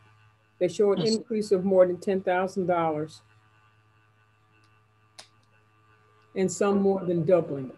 So if you look at the major difference is between 2019 and 2020, if you look at those numbers, and what those were expected costs based on the 2020 reforms, in which we anticipated more victims and witnesses needing protection services. And so since we clearly have spent a lot less this year than we normally do in our fees for service because trials, hearings have not been going on, we carried those over to 2021 because, as David said, we've only practiced these reforms for 3 months. And so we don't know what those actual costs are going to be. So we've kept them at the level that we assume they will be should we be practicing the full extent of the 2020 reforms. Madam Chairwoman, the most significant change in the criminal procedure law, although a lot of people talk about bail and discovery, the most significant change is the vast majority of arrests for misdemeanors now occur with an appearance ticket. It's called a desk appearance ticket. So many of the offenses that one time allowed an officer to arrest a person, now they issue tickets. Those tickets are returnable 2 weeks after they are issued, and people are arraigned at that point in time. We have seen a dramatic increase in bench warrants where people are not showing up for those appearances. Should those people be apprehended outside of our jurisdiction, we will have to make arrangements for transporting them back to the jurisdiction, which of course forces us to make decisions about what kind of offenses we're willing to spend taxpayer dollars in retrieving people who committed offenses in Albany County. But that's something that we're seeing across the board in every jurisdiction in Albany County. I will say this, we haven't had the opportunity to use a lot of those funds so far because, as you know, the practice of law was suspended for quite a bit through the summer, and it's just beginning to reopen. Thank you. Can you now tell me why the the DWI revenues are down 50,000 from 72,000? So those dollars come from the Albany County Stop DWI program, and we received notice that our award that we get from the Sheriff's Department will be decreased. While I don't have a specific reason for it, the only thing that I can assume is because there are less people out driving, there are less DWIs being prosecuted, and so there's less funding on a statewide level for the Stop DWI program. And I'll just dovetail my colleague's remarks by saying that the courts were open for essential matters only for several months, meaning the most violent offenses, you can do arraignments, you can do some preliminary hearings. But in terms of closing cases that involve DWIs and the fines that flow from those cases, those have been suspended for the last several months. And so I think the decrease in the grants for that program is reflected in the lack of activity in the courts. Okay, thank you. Now, I think that this is my last question. Why does the overtime submission fluctuate? Because except for the 2018 year, overtime was estimated for every other year, underestimated. So our overtime is really based on casework. And so when you have victims or witnesses that need attention outside of business hours, that's really what drives it. And supporting trials as well. So the number of trials that are scheduled and the number of open cases where victims and witnesses need services outside. So you can see this year we are obviously much lower because we still have lots of open cases, but we're not having as many trials as we would normally have. And so we anticipate that will pick up again as our trials resume on November 4th. But this year they are where they are because we have not had as many victims and witnesses that we needed to deal with during those trials. Can you tell me who is not eligible for overtime? So the only, I can actually answer it in the opposite way. The only people who are eligible for overtime in our office are the investigators who are contractually obligated to receive overtime, as well as our legal secretaries and our victim witness specialists, but only on a per project basis. So they would normally receive comp time unless there's something else going on, and then it's the investigators who are contractually obligated to receive it. Okay, thank you. Mr. Bergdorf.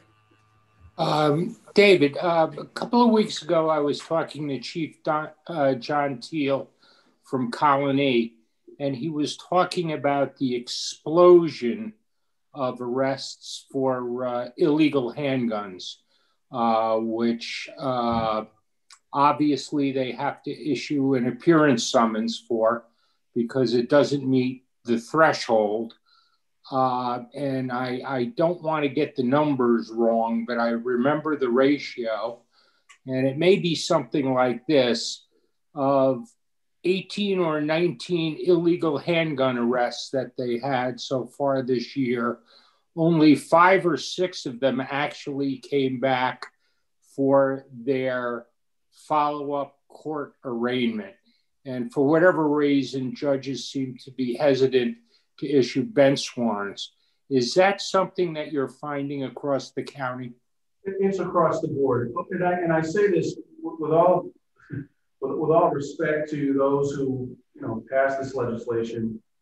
It's ill-conceived. The idea that a person who is traveling through the town of Colony is arrested with an illegal weapon, that illegal weapon is not in the category where bail could be set or a lot of bail could be set, and that person is released. Even after the person fails to appear, they're supposed to be contacted by that town clerk in order to encourage them to return to the jurisdiction. So it becomes tough when we then have to summons a police officer to a night in court where we're paying that police officer overtime but the person accused of the offense is not present because they just failed to return. So it's the losses associated with this new policy. It is at the moment, I can't measure it, but once we're able to and track the dollars associated with it, I think others will probably share the opinion that I've publicly stated a number of times. So this is not anecdotal. This is across the county. It's across.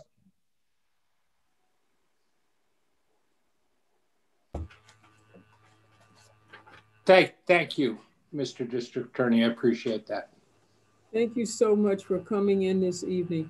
If there are no other, Mr. Grimm, did I see? Okay, Mr. Grimm. Yeah, just one quick question. Thank you, Madam Chair. Yeah, I'd love to have some numbers on, you said a dramatic increase in bench warrants. I'd love to know what those increases are and what particular crimes. That would be very illuminating. Thank you. Yep, we'll do that.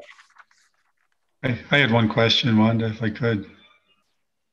Mr. Mayo? Yes, thanks.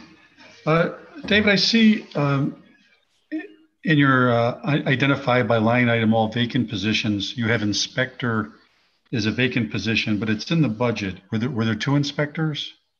And no, now there's one inspector. So we just created that line through the legislature in September. And so we just received actually approval yesterday from the committee to fill. So we will be filling that position hopefully in the next few weeks, and then it will carry to 2021. Okay, and what does the inspector do? I'm not familiar with it. The inspector actually is being hired to oversee the implementation of the executive order that was passed in July that requires that every police agency retool and revamp every policy and procedure that they have with regard to use of force. And so the inspector is going to oversee that process for us, as well as the changes to 50A and the issues we've had with receiving police records from different police agencies. All right, so that's a must. You have to fill that vacancy, correct? Okay, thank you. Thank you so much. Mr. Soares, we want to thank you for the excellent presentation that you all gave this evening. And we know that, you know, with all of the things that are going on in the city of Albany and Albany County, that and the constraints that you had to deal with, we just want to continue to ensure that, you know, all the interests of the people are being looked after. And I thank you for your presentation this evening. Thank you so much, and have a blessed day. Bye-bye. Good night. Thank you. As we move forward here, we're going to go on to Sheriff Apple. Hi there. Oh, there he is. Okay. Good evening. Okay, we're ready for your presentation. Okay. Oh. You guys have been on Zoom for about 2 hours. Does anybody need a bathroom break or anything before I get going? Seconds. So 2021 budget for us, as you can see, we trimmed off about close to $7.2 million. A lot of that coming from vacancies, a lot of that moving monies throughout the jail, cutting our medical. We've worked very hard on this budget. I also want to thank the county exec staff of management and budget because we did a lot of bartering back and forth. And I think that we provide a very, very efficient, proficient budget. If you take what we've done, couple that with the COVID that we continued to work through, we never gave anybody any time off. There was no going home for us. This is where we had to step up. So if you take what we did through the COVID, all of the millions of pieces of personal protective equipment that we distributed throughout the county and sometimes to a little wider than the county, moving into the region. If you talk about the increase in violence, if you talk about our assistance to the city of Albany, I couldn't be more proud of our staff. We've had minimal cases. We've had one case that tested positive at the correctional facility throughout this entire experience. I still firmly believe that that was a false positive because nobody else tested positive up there. If you look at what our staff has done through the current 10 months, and then now what we're going into 2021, I couldn't be more proud of them. We've provided you with a very slim budget. Again, I'm a person that only asks for what we need. I don't put a bunch in our budget, and then, you know, when you guys trim, we end up with, and then that's not what we do here. If you look at our contractual raises, our county budget is still 4.9% down. And that's pretty much where I'm at. The ESP, the early separation program, hurt me a little bit, but again, for the greater good, we went with it. We allowed 9 of our deputies to go and several COs to go. We end up now, I'm going to have about 20% of my law enforcement division will be vacant. I plan on putting an academy in at the end of the year, which should help me. It'll be a quick fix. If you look at our EMT program and paramedic program, we still have a lot of the vacancies available that we asked for last year, but our revenue is continually increasing. I heard somebody mention Stop DWI. Obviously, with COVID, we stopped doing victim impact panels, which was a revenue generator for us. We stopped doing that. So we're down a little bit there, but obviously at some point they're going to increase. We're possibly thinking of doing a virtual victim impact, but we're a little bit worried about how that's going to work out. So that's pretty much where we're at. We've, again, we worked hard on this. We're down about 7.2 million. Madam Chair. Mr. Clay. Sheriff, I don't want to take up the time.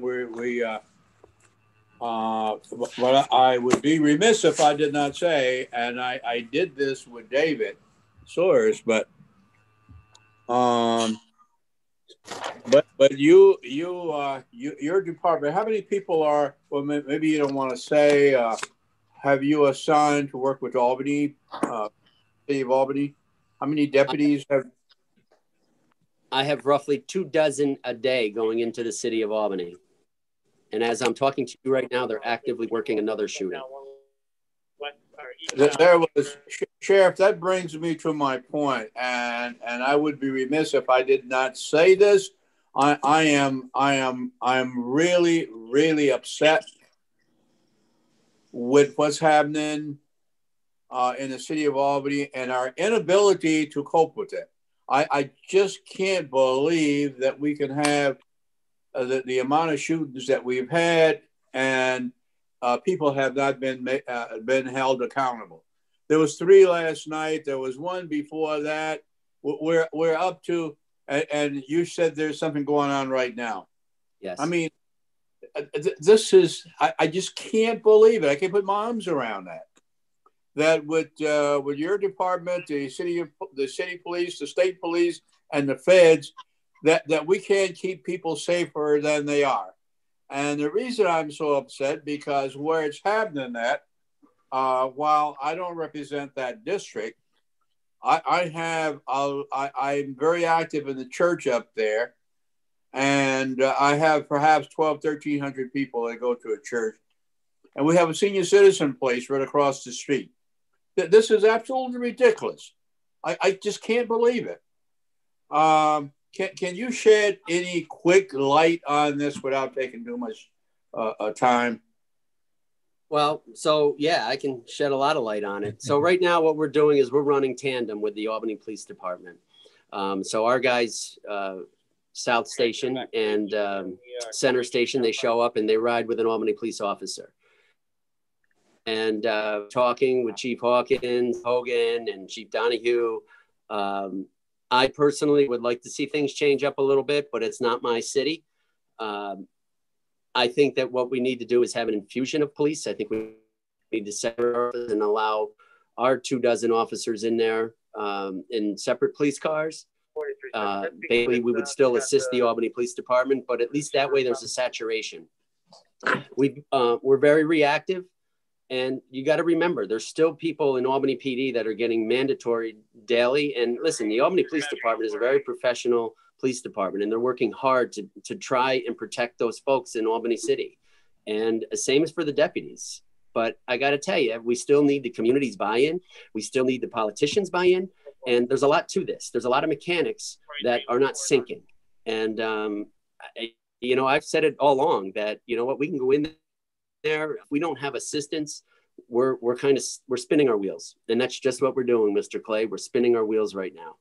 Yeah, I know. Yeah. We got shooting after shooting. And I know that people, you know, we're in this warm and fuzzy world right now where people don't want arrests and they all, you know, they don't know what to make of bail reform and everything else. But I'm going to tell you right now, it's a sad day in the city of Albany when you can't allow your son to go out and play in the front of your house out of fear of taking a bullet. And that's damn despicable.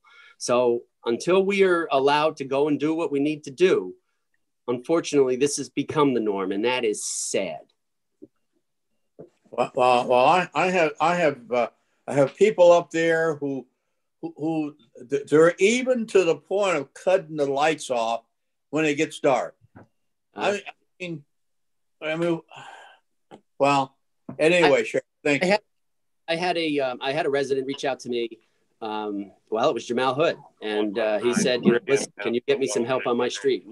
We parked a sheriff's car up there. We put a sheriff's car in the area up there, and it was a good deterrent. And people left that place alone up there. And that's the Frank Chapman Memorial Institute up where he's got a basketball program running that we fund. And we want the kids to go there. We want them to get off the street, get in there, learn. There's a reading program in there. There's athletics in there. There's a gym in there. And that's what we want the kids to go to. We want the kids to thrive. But fortunately, right now, it's. Thank you. I don't even know what to say. It's. There are for on the street. Who's talking? I'm sorry. There are a host of questions that we do have, and we are going to ensure that you get them in, you know, offline, and we'll be looking for the responses. But before we do that, the homeless program that you have. Yes. Can you speak about that, please? Sure. I think we have a horrible homeless problem in the county of Albany. I've wanted to, for a number of years, do something about it. I've never been in a position to do it. And with our population at the jail, our census being low, I said now is a better time than ever. And we took 100 cells, we decommissioned them, and we did some modifications to that wing of the facility with assistance from some of our unions, our organized labor. And we also got assistance from SEFCU. And we went and we opened up what I call a homeless improvement program. What we do is we take folks that want to get, we take them off the street, or we take probationers and or parolees that are getting out. A quick fact is that 64% of people released from prison have nowhere to go. So where do you think they're going to go? On the streets.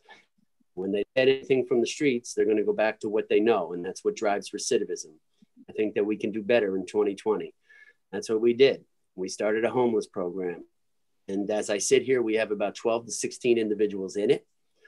We have about 12 to 16 individuals that have moved on, saved enough money to pay their first and last and their security at their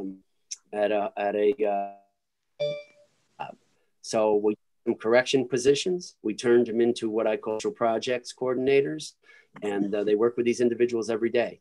Listen, everybody on this Zoom call has some sort of support. Everybody in that ship wing has no support. So I think as government and good government, we need to give people support, and that's what we do. And if we can get them off as services, then we all win. Okay, thank you. I'm going to recognize Mr. Efakoro. Thank you very much, Madam Chair. I just have two questions, actually. The first one is, with your participation so far with the City of Albany Police Department, do you have, and I feel like you touched a little bit on it, do you have any recommendations? Is there something that they are not doing that you feel like they should be doing? And that is the first one. And then second question is, is there a way that you can actually do some patrols yourself, independent of the police department, instead of driving with APD? Well, yes. All right. So your first answer your question, I'm not going to go in and tell somebody else's shop how to do business. I think best they can. They're like 60 people. That's an unbelievable number to be down, and they're trying hard with recruiting and classes and everything else. And I mean, I talk constantly. We just met this past week over the election day, and any worries that anybody had. As far as doing things differently or patrolling, yeah, we can patrol anywhere in this county. I mean, that city is in this county, but I don't want to be in a situation where the information like it is properly now currently. I do think at some point we need to have separate patrols for them. I think that if anything else, it'll be more of a deterrent. Instead of having one car in a zone, now you may have 2 or 3 cars in a zone. And listen, we've some of our members have forged great relationships. It was what that was. Can I please ask the members to mute themselves, please? It was actually hard hearing you at some point, but is there anything stopping you from doing that, like doing your own patrols? Well, I would like the chief and the assistant and deputy to agree with that. I just don't want to invade their territory and have them against it. Again, it would be something that everybody would have to agree with. And listen, sometimes things are just jurisdictional or it's territorial. And but I think we're at a point in time where we're losing life. And and people need to feel safe. And that's my priority. Is I want people to feel safe. I want them to know that they can go out. I want them to know they can trust the police. I mean, we spend countless amount of hours forging relationships, and we do get a lot of intel from residents that are like, it's time. And but again, that would have to be something that would have to come from the mayor's office. And but I think I don't want to speak for the county exec or the chairman, but I don't think they would have an issue with it either. All right, I just want to remind the members that we want to stay on topic. And the topic is the budget, okay? And so as I move forward, I'm going to ask a couple of questions of the sheriff, and then we're going to put a lot of them in email and ask him to respond. But before I do that, I would like to recognize Mr. Simpson and Mr. McLaughlin, excuse me, and then Mr. Bergdorf. And I'm just asking that everyone please stay on topic as far as the budget is concerned. Thank you. Mr. Simpson. Yeah, very quickly, Sheriff, I just want to know if you could succinctly help me understand what the legislative intent was with bail reform in terms of the sheriff has told us that people with ankle bracelets have been monitored for their subsequent shootings. And I just want you to briefly speak to the fact that was a conscious legislative intent to allow violent criminals to be able to be subject to bail, or if not, how did this situation get out of control? Again, wait. Again. I think tonight we want to talk about the budget. We want to talk about the budget. All right. These are questions that I think can be dealt with maybe in a different meeting with the sheriff. Okay. Because, right now, there are a lot of budget related questions. And I do understand I myself am, a member of the community where all these shootings are going on too. So I just want us to please stay on topic because the sheriff will always be available to us for. I'd love to come to your next caucus. These are great questions, and I want you to have the right information. So I'll come to your next caucus if you'd like. I'll call you offline. All right. Okay, thank you. Thank you. No, we'll invite you, Sheriff. Yeah, that's good. Consider a Republican invite too. That's good. Ms. McLaughlin, keeping in mind the statement that I just made. Yes. Thank you, Sheriff, for being here tonight. My question is, and I'm glad to hear that you're working in tandem with the city police department. Are there any additional funds that would be needed in order for you to even step up that kind of detail even further, should it be requested from the city? I would never kick a gift horse in the mouth. So I would say that yes, but listen, I don't need crazy money, right? I mean, a lot of this is overtime. So but we've still managed within our department to move funds from different lines to cover for the overtime. I'm not coming back to you asking for more money. We will still finish the year with what we anticipated finishing the year with. We just are, you know, we're going to lose out on a few things, but you know what, in the interest of public safety, it's the right thing to do. Ms. McLaughlin, I don't need more money to do it. You know, I really don't. There are some other things that I'd like to do, and we'll talk to the chief about that. I mean, listen, they're working hard over there. Mm-hmm. You know, you know, we do have some other ideas, and we're a large as well that I think that we can see some of those come to fruition. Well, I just want to, you know, in your statement, your opening statement, you talked about needing the support of the elected. So I want you to know, as somebody who is in one of these vulnerable communities, you do have my support, and wherever I can lend that to help you do your job better for the residents in the South End, I'm here to do that. And I want to thank the LBC chair, Mr. Clay, for bringing this up, because I have a real concern. And what is your system that you use when you have people dispersed into the community?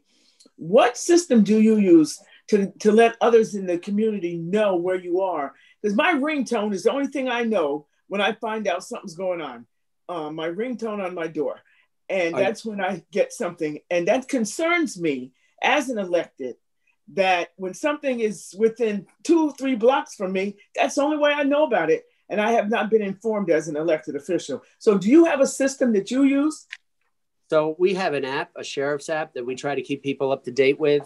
You can download that on either, you know, iPhone or Android. But let me jump back to the elected support. I appreciate the support. And listen, the county legislative body has been awesome. I reached out to Andrew and Danny McCoy before I committed and said, listen, this is what I need. I may need money. And they're like, do what you got to do, keep the city safe. So listen, I truly appreciate the effort that our CEO of the county and our county chairman have given me. But again, we've done this all within our budget. We haven't needed any extra assistance. May there come a time? Maybe. We may need to put 25 guys a shift or 30 guys a shift, whatever the case may be. But I don't want to happen to our young deputies what's happening to a lot of the APD officers, and that is called burnout. And when you work 7, 8, 9, 10 mandatories in a row, it really is not safe for him to be out on the road, or her to be out on the road. And so we're trying to constantly move people. Couple that with the early separation program, and I lose 9 of my 13 top staffers. You know, you start to get a little concerned. But we try to keep people moving. We try to give them breaks from the APD detail. We'll put them in a suburb or in a rural area, whatever, let them decompress a little bit. And that's what I think needs to happen with more and more of our officers that are seeing things as heinous as they've been seeing them all along.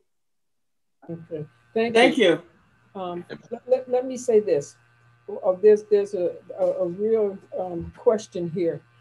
You have been able to trim your budget by millions. And so rather than ask you to go through detail by detail what you did to trim your budget the way you did, I think we would like to have that in some form where, you know, maybe you could just give us a report on that, and then where we can push it out to all of the members and they can understand how you were able to make the changes and that you did. Okay. I can on 30 seconds.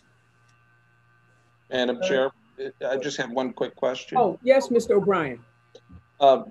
Sheriff Apple, thank you for all your help and with the PPE. And I just had a question about the Board of Elections. Yes. That there's a deputy on duty all the time down there when I visit there, and could you give us any updates on that? As I'm sure many of you know, in the middle of summer, in the middle of this COVID, there was a shooting that was pretty much like a cartel hit at the corner of South Pearl and is it Morton Ave there? And it was awful, and it scared a lot of the people inside that building. And I figured, you know what? I mean, I don't want anybody to come to work and not feel safe. So we put a deputy there, and I've left them there since. And now we're going into a relatively heated election. I'll have more than one down there, but that person can also keep his eye on the health department and the Office of Mental Health that's down there. And it's good to have the car down there. For nothing else, it's a deterrent. So it's something that, again, we didn't budget for. We're not asking for money for, but it's something that's just the right thing to do. Thank you again for all your help. Yes, thank you. I just have two other quick questions for you, hopefully. One is, what is the current census at the jail? And the second one is also in line with that. Are there any plans in the future to increase other residents there? So I believe the census this morning was 338. We've had a little bit of an uptick. That uptick is coming from taking in federal borders. Federal borders bring a fair amount of revenue into the county. You can charge roughly $120 a day plus any other incurred expenses. So sometimes, we'll, on an average year, it's 3 or 4 million. It could be as high as 7 or 8 million. Who knows? I am working with the superintendent, under sheriff's feds, to try to bring more federal borders in. We have obviously a low census, and our facility holds 1,040. So if we can bring, right now, I think I have 99 federal borders in at 120 a day. If we could bring 100 and who knows, 50 or even 200. If I do bring in a lot, I have to add a couple correction positions. Well, I will have to add a few correctional positions, but again, you're talking about a position that starts at $45,000, $50,000, and with benefits probably 80 or 90,000. But you'd be bringing in tens of thousands every day. So that's pretty much where we're at. I don't know if it's going to come to fruition. It's hard to budget and plan for something like that, but I think the big picture is that we'll have a good spike in revenue. I think we do have a lot of questions, but I do think we can send them to you where you can respond offline and ensure that people are satisfied. So Mr. Bergdorf and Mr. Grimm, are you both, have your questions been answered? No, actually you asked my last question, one of my last questions, which was the jail census and what the potential was for external income, and I'm encouraged by that report. I have two other questions, Sheriff. By deploying 24 people a day to Albany, how does that leave you with your rest of your patrol division for the rest of the county? Are you short? Are you stretched? You talked about having another class at the end of the year. That's question number one. And question number two is with the 911 expansion, when do you anticipate a completion date? And are you happy with the construction team and architect you have to get that to completion? 911, I think is, I think we get a shovel in the ground after the frost leak. I think we got a great team in place. We still have some bids being bounced around. The county Department of General Services, specifically Nerai, he's one of the engineers, has been incredible. He's pointed out a few things. Listen, we're not contractors, so he's been awesome. We've reached out to actually some other people that have been in the business that have helped us out. So I think the 911 is on track. It's definitely needed. I think we're going to have a great place in a great building in place and a great program in place to continue to have the highest technological 911 center in the area.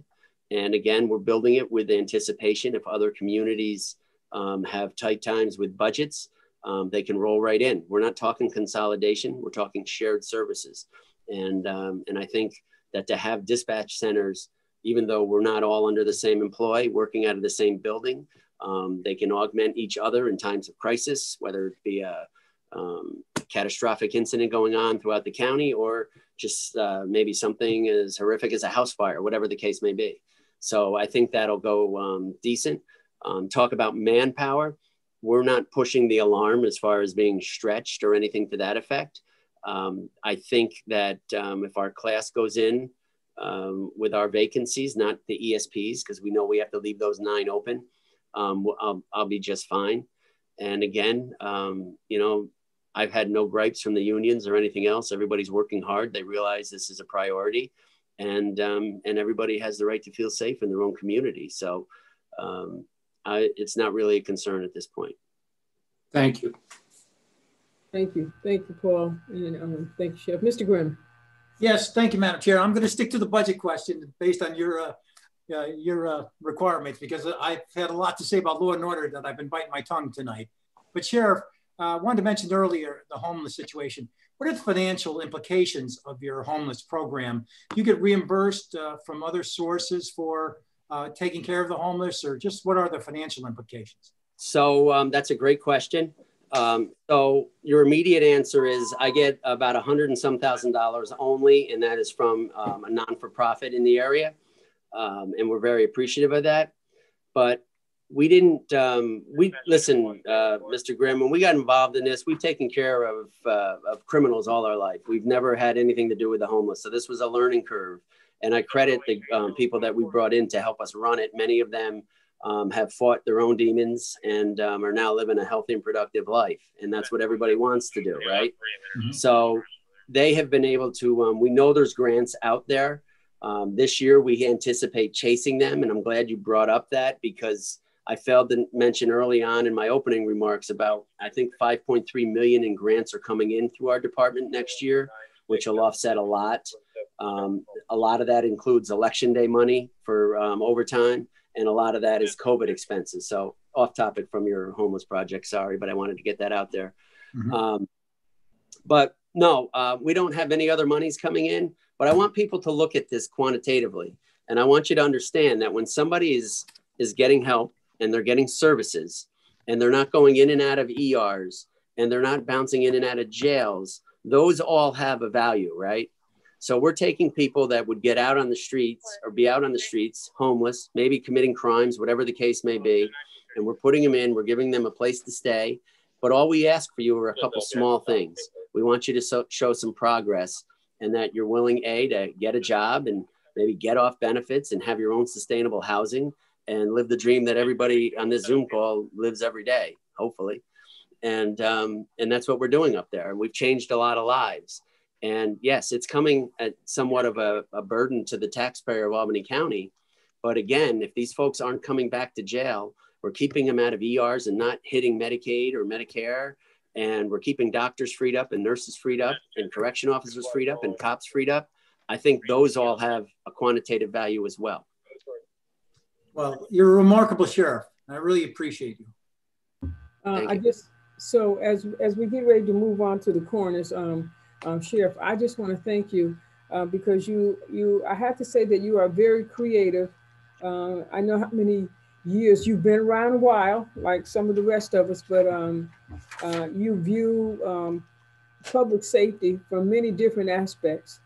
And so I say I really appreciate that in the way in which you are able to find the dollars to continue to help us provide a safe communities and a safe county for the people of Albany County. So look for the questions that we will be sending you, and we'll make sure that we get all of the answers out to the rest of the members, and also look for a special meeting with some of the legislators on some of the issues that we discussed tonight. So good night and thank you very much. If I could just add one quick comment. Certainly. I got a couple of text messages and some of the comments apparently were misconstrued. I want to indicate that the mayor's like saying we're not helping or doesn't want the help. I think they're very appreciative of help. So I just want to make sure that everybody knows that. And we've had a number of communications, and she's thanked the county a number of times, as well as the chief has thanked us a number of times. I just think we need to be continually creative and protect the city of Albany. Thank you. Have a good night. All right. Good night. Thank you.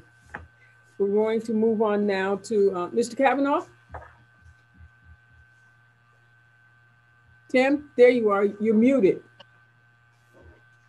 You're muted, Tim. Can somebody tell him he's muted? There we go. There we go. Sorry about that. Okay. I froze up there. Good evening, Madam Chair. Tim Kavanaugh from the Coroner's Office. Our budget really hasn't changed much from the present year to the proposed next year's budget. I'll be more than happy to answer any questions anybody has. Like I stated to you, the Audit and Finance Committee a couple weeks ago, we have been extremely busy this year in regards to coroner's cases and the amount of autopsies that we have done. And like I said, this year is probably going to be one of the highest ever since I've been doing this. But I'd be more than happy to answer any questions pertaining to our budget. I know everybody's been hitting on the fees for services. That line item for us, fees for services, is removals. That's what we pay funeral homes to transport our cases to the hospital when they die outside the hospital. And we pay that a rate of $225, flat rate. All right, so let me ask you a quick question. What is the general state of the county regarding mortuary services provided by Albany County? And are you satisfied with our contract with Ellis? I am satisfied, Madam Chair, I am satisfied with Ellis. They're doing a good job out there. Our rate, which we are paying out there, is, one second, $845 compared to a year ago, $2,000 at Albany Medical Center. I mean, it is a little bit of an inconvenience for some of the police agencies to go to Ellis, but everybody's kind of adjusted well. Their facility is a little bit smaller than Albany Med. The refrigeration only holds about 25 cases, where there's times where the refrigeration is full, but you know, we make it work. But you know, we're pretty happy with Ellis. Do I have any other questions from any members for Mr. Kavanaugh? All right. Come on, Mark. Mark, nothing from you? No, a couple of weeks ago in the Finance Committee, you answered a lot of great questions, Tim. Thanks. Okay, Mark, Helen's working on another question for you. She was out last week, a few days, but she will be catching up with the previous year stats for you. Oh, yeah. Thanks for following up on that, Tim. Okay. All right. Thank you, Mr. Kavanaugh. We appreciate you very much. Yes. Always a pleasure. Take care. Good job, Tim. Bye now. All right, good night. So now, Ms. Rizzo. Good evening. Good evening. Are you ready? Yes, I am. Okay, all right. We're ready to hear your presentation. First, I'd like to mention my office would like to give our condolences to the Joyce family for passing of their mom. Madam Chair, and to the members of the Finance Committee, thank you for giving me the opportunity to present the Comptroller's 2021 tentative annual budget. I'm here with Chip Dott, Executive Deputy Comptroller, to help answer any questions. I'd like to request approval of this budget, which reorganizes the staffing and establishes a good foundation. We took in consideration the lack of senior accounting positions, assessing opportunities and impediments, as well as focusing on creating a succession plan. In our reorganization, we reduced staffing levels by 4 positions, 1 full-time and 3 part-time. We currently have 5 open positions. I'd like to give accolades to our staff during COVID. The Comptroller's office is essential. Some of the employees had to come in every day. We responded to the committee's questions ahead of time, but if you have any questions at this time, we'd be happy to answer them.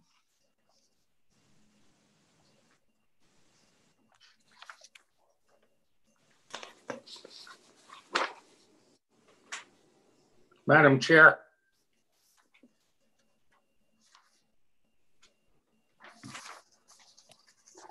I'm sorry, Mr. Peter? Yes, Madam Chair. Okay. All right. Now, I thought you had a question. No, Madam Chair, not at this time. Okay, thank you. Mr. Bergdorf? Yes, Sue. I've taken a look at your reorganization, and I see that you've really built it to be more of a high-end auditing organization. do you have some goals that you would like to share with us in terms of your potential auditing and oversight of the county that might be different than your predecessors? Yes, we actually have an internal auditor, and we're coming up with an audit plan. We're working together and taking each of the individual positions, and we're cross-training each position. But the internal auditor has worked with each one of these individuals, and we're actually coming up with some of the items that I can't believe that we don't have is we don't have an accounts receivable module. We have a very powerful accounting system, Munis, and we don't utilize it to the level that we could. So one of the biggest things that we're going to do is utilize this accounts receivable module, and we're going to utilize it with every single department. So we're going to come up with a training for every department so we can actually know when this money's coming in as far as our grants. And I think we control our expenses, but I think we need to control our income better. That's one of the main things that we're taking care of. The other thing is our balancing our bank reconciliations. We have 173 bank accounts, which is far too many. We need to control that. We need to balance the accounts. We need to reduce the number of accounts. We actually need to be more efficient. I like to make this office more efficient office. We're also going to look at the nursing home. The nursing home is pretty much standalone. I think that we need to work with the nursing home better, and because we have to bring their set of books onto our set of books, and it's pretty much separate. We're going to be working with them. They have a separate audit that we are trying to be have our people work with them so things aren't duplicated. We have a lot of duplications, and I think that we can make things more seamless, and we're taking every department and working with them. And actually, I think they're very excited that we're looking at each department in that way. Thank you. All right. I have a couple of questions for you, Ms. Rizzo. Multiple employees are getting more than a 2% raise. And so can you just explain what's the justification for proposed salary increases for the senior auditor, 5% plus 2%, the auditor 8% plus 2%, and the confidential assistant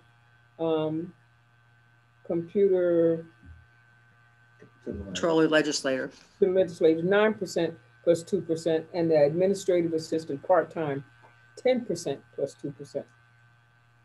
So when I looked at each position individually, and when I reorganized this office, I proposed salary increases for positions that were basically under $60,000. And I increased the job duties for each one of these positions. We actually reduced one position that is currently open. I can speak to each position. There was an auditor position that we promoted to a senior auditor. This position took over more responsibilities, including reconciling bank accounts and reviewing accounts receivable, as well as continuing to approve claims. What I'm trying to do with this office is we have people that are in certain positions, and they actually are taking over more duties, and we're advancing their and coming up with a plan to actually promote people. And I think this is a good plan, organizational plan for the entire office. It's an entire plan and not just looking at each one-off position. We have auditing positions that we're only doing claims and audits, primarily hotel audits. The auditors are also being cross-trained, some at various levels. The job duties have increased. Therefore, I have giving them raises for when their job duties have increased. The confidential assistant to the controller for the legislator was hired at an experience. He's an experienced professional, and that salary that was earmarked was actually much less than what that salary position should have been. I actually reduced the secretarial position that I felt was a much higher salary than what the secretarial position was. There's an administrative assistant part-time and account clerks that were well below $30,000 for years because of the Social Security retiree rule.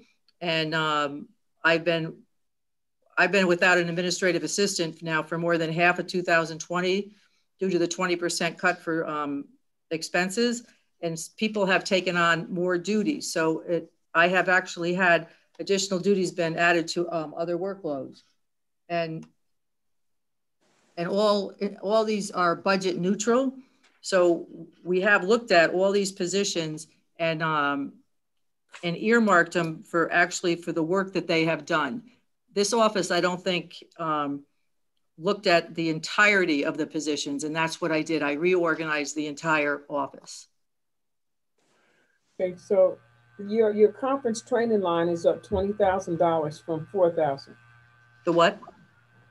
Your conference training line is up from $4,000 to $20,000. Conference training line is conference training line is for no conference training line is for that wait a minute, I explained that in the write-up. That was for the no, that's for the page auditor. Yeah, page 220 in the budget book.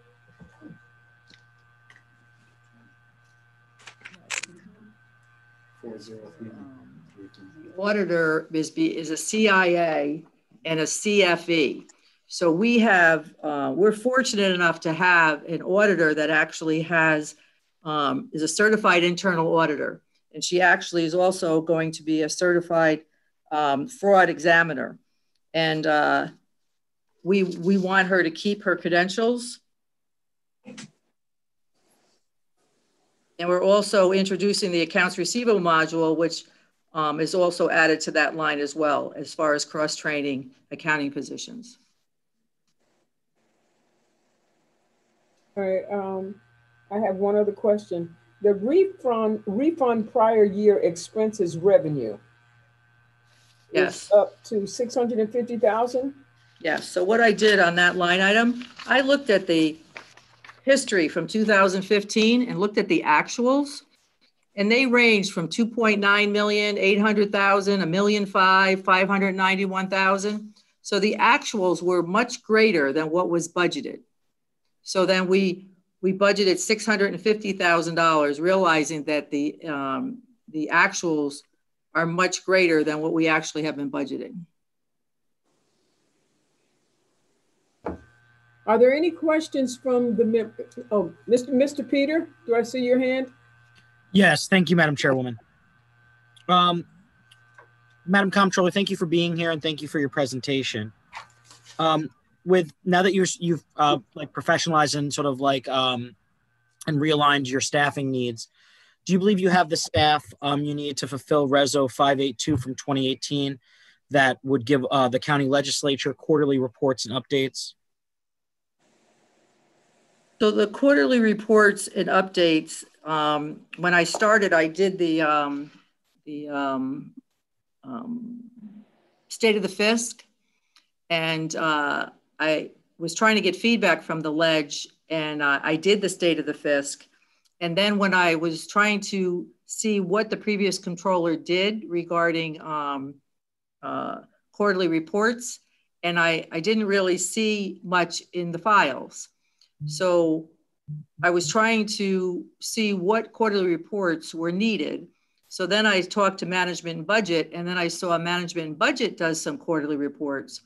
So I think what we need to do is figure out between management and budget and the controller's office, what the legislators would like to see, because I think there has been some duplication of efforts, and we will supply the legislators what they need. But I think that what we need to find out is what is it that they would like to see, because management and budget has fulfilled quite a bit of those obligations. And I think there was a duplication of efforts because I didn't see the previous controller supplying quarterly reports. I think that might have been part of the issue with the resolution. So I think offline, staff might be able to reach out to, legislative staff can reach out to your staff and just get that back on track. I just want to make sure that you have the appropriate amount of staff that you would need to fulfill that. And it sounds like you do, but I just want to make sure. Yeah, I don't think it was a staffing issue as much as it was understanding the needs of what the legislators would like to see. And I think we need to sit down with management and budget, the ledge, and the controller's office. I agree. Okay. Thank you, Madam Comptroller. Yeah, no problem. Thank you very much. Mr. Bergdorf. Just one quick question, Sue. I think we've talked about this before, but do you plan to continue having competitive bond issuances, whether they be tax anticipation notes or financings, as opposed to negotiated bond issues? Yes, I think the answer to the question is yes. Thank you. We went through that before, yes.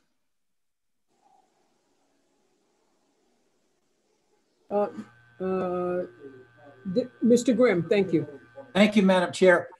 Yeah, it's great to see you. Controller Rizzo, thank you for coming tonight. I do have concerns about the pay raises. You've been very assertive about reorganizing your office, and you got elected to do that. I appreciate that. But there's a couple of raises here, a 13% increase, and I just feel employees across the board that are getting 2%, that always catches their eye. And so that does concern me. One of the things in particular, if you look on page 219 of the budget, you have some of these big increases, and then the county executive has also added, it looks like 2%, which he typically does. So we're getting 2% increases on some of these large budgets. And maybe, Sean, you could speak to that. Was it the intent of the county executive to put 2% increases on budgets, on raises that already were significant? Can you hear me? Yes. Mr. Grimm, yes, I do hear you here. We worked up to the comptroller as far as we could here. Her office is a work in progress, and we've taken the position here, and we've worked with her within the means of her department itself to keep the county share the same for the department in question here. So the reorganization, which Sue is new to the office, that had to really get onto her feet there. We were working up right until the last time with last minute here with civil service and everybody getting the credentials and the positions that she needed here. But I don't want to speak for the comptroller, but I'll ask the comptroller. Was it your intention to get these extra 2% increases on the ones that already been given big raises by you? I will say that I didn't realize that the management budget was going to give 2% raises on top of these raises that I was giving raises to. Okay. I did not give raises to the larger salaries, the salaries that were $90,000, $112,000. I did not give raises to those positions, and then they did get 2%. Yeah, and those dollars equate to a lot more. I'm okay with the 2% with those who didn't get raises otherwise, but I do have an issue with the 2% on these 13 and 8% raises. I don't think that's appropriate, and maybe we could speak to that at the Finance Committee meeting. I also, on the conference and training tuition, can you meet us halfway here? You're going from $4,000 to $20,000. Could you manage with the $10,000 for conference and training and tuition? I'd say absolutely not. That is so critical that we actually have this training for Munis and this accounts receivable training for the programs that we need for the departments, and that's largely for this. As far as the credentials for the CIA and the CFE, they're not as much as the Munis training. The Munis training for accounts receivable is going to be so beneficial for the county to realize income coming in, and that we will be able to track that. And I think it's so critical that we haven't had it already. I'm sorry to say that it's something I would not give up. And I will try to stress even more the benefits of what that Munis program, that module will do for you. Okay, well, I can go along with that.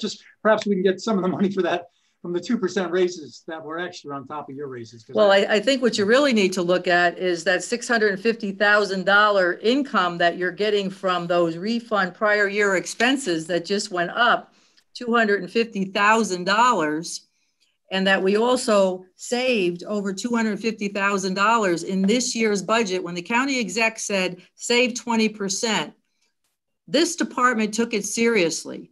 I don't have a secretary. I have cut my staff, so I am controlling expenses, realizing that it's important. I see the cash flow. I know what shortfalls we have.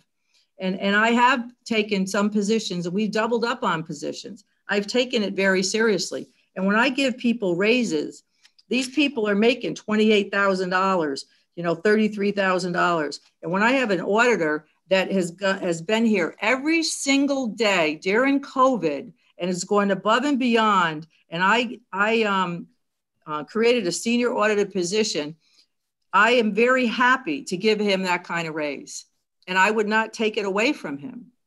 Yes, I understand that, but you indicated you were not aware that they were adding 2% to these raises. Correct, that is correct. So I'd like to go back to just your recommended raises and eliminate the extra ones by the I understand. Okay. I understand. All right, thanks, Sue, I appreciate it. Thank you. Thank you, Madam Chair. Mr. Peter. One final question, and thank you, Madam Chairwoman, and one more question for you, Madam Comptroller, if that's okay.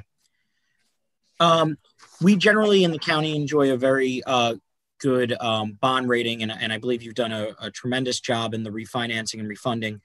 What would it take for us to increase our bond rating, or do you even think that's possible given the current fiscal climate, especially as a large amount of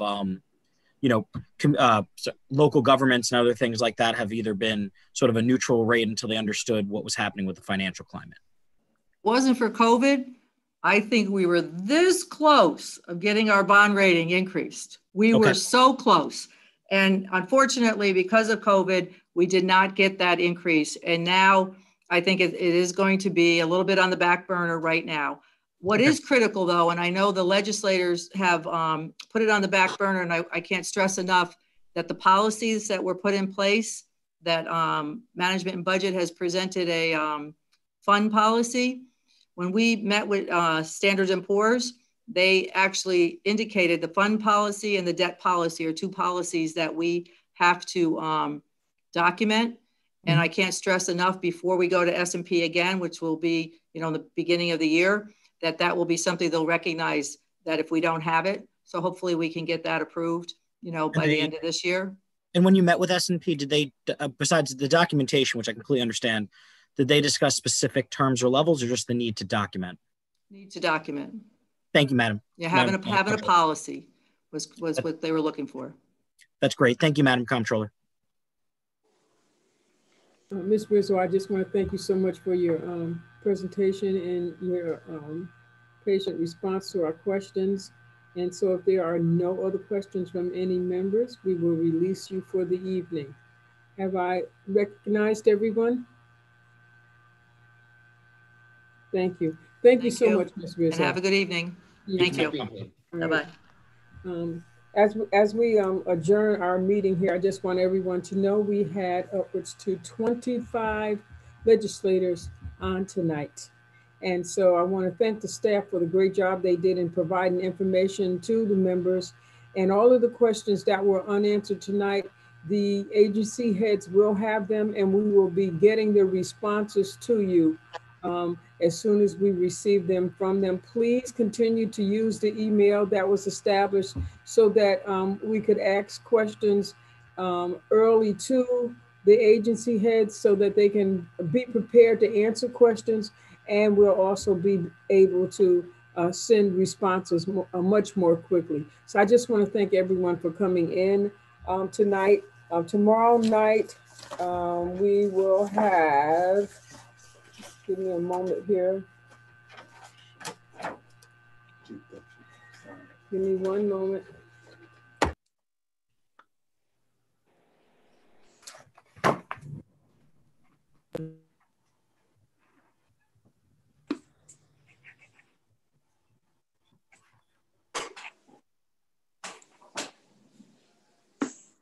Madam Chairwoman, you're muted.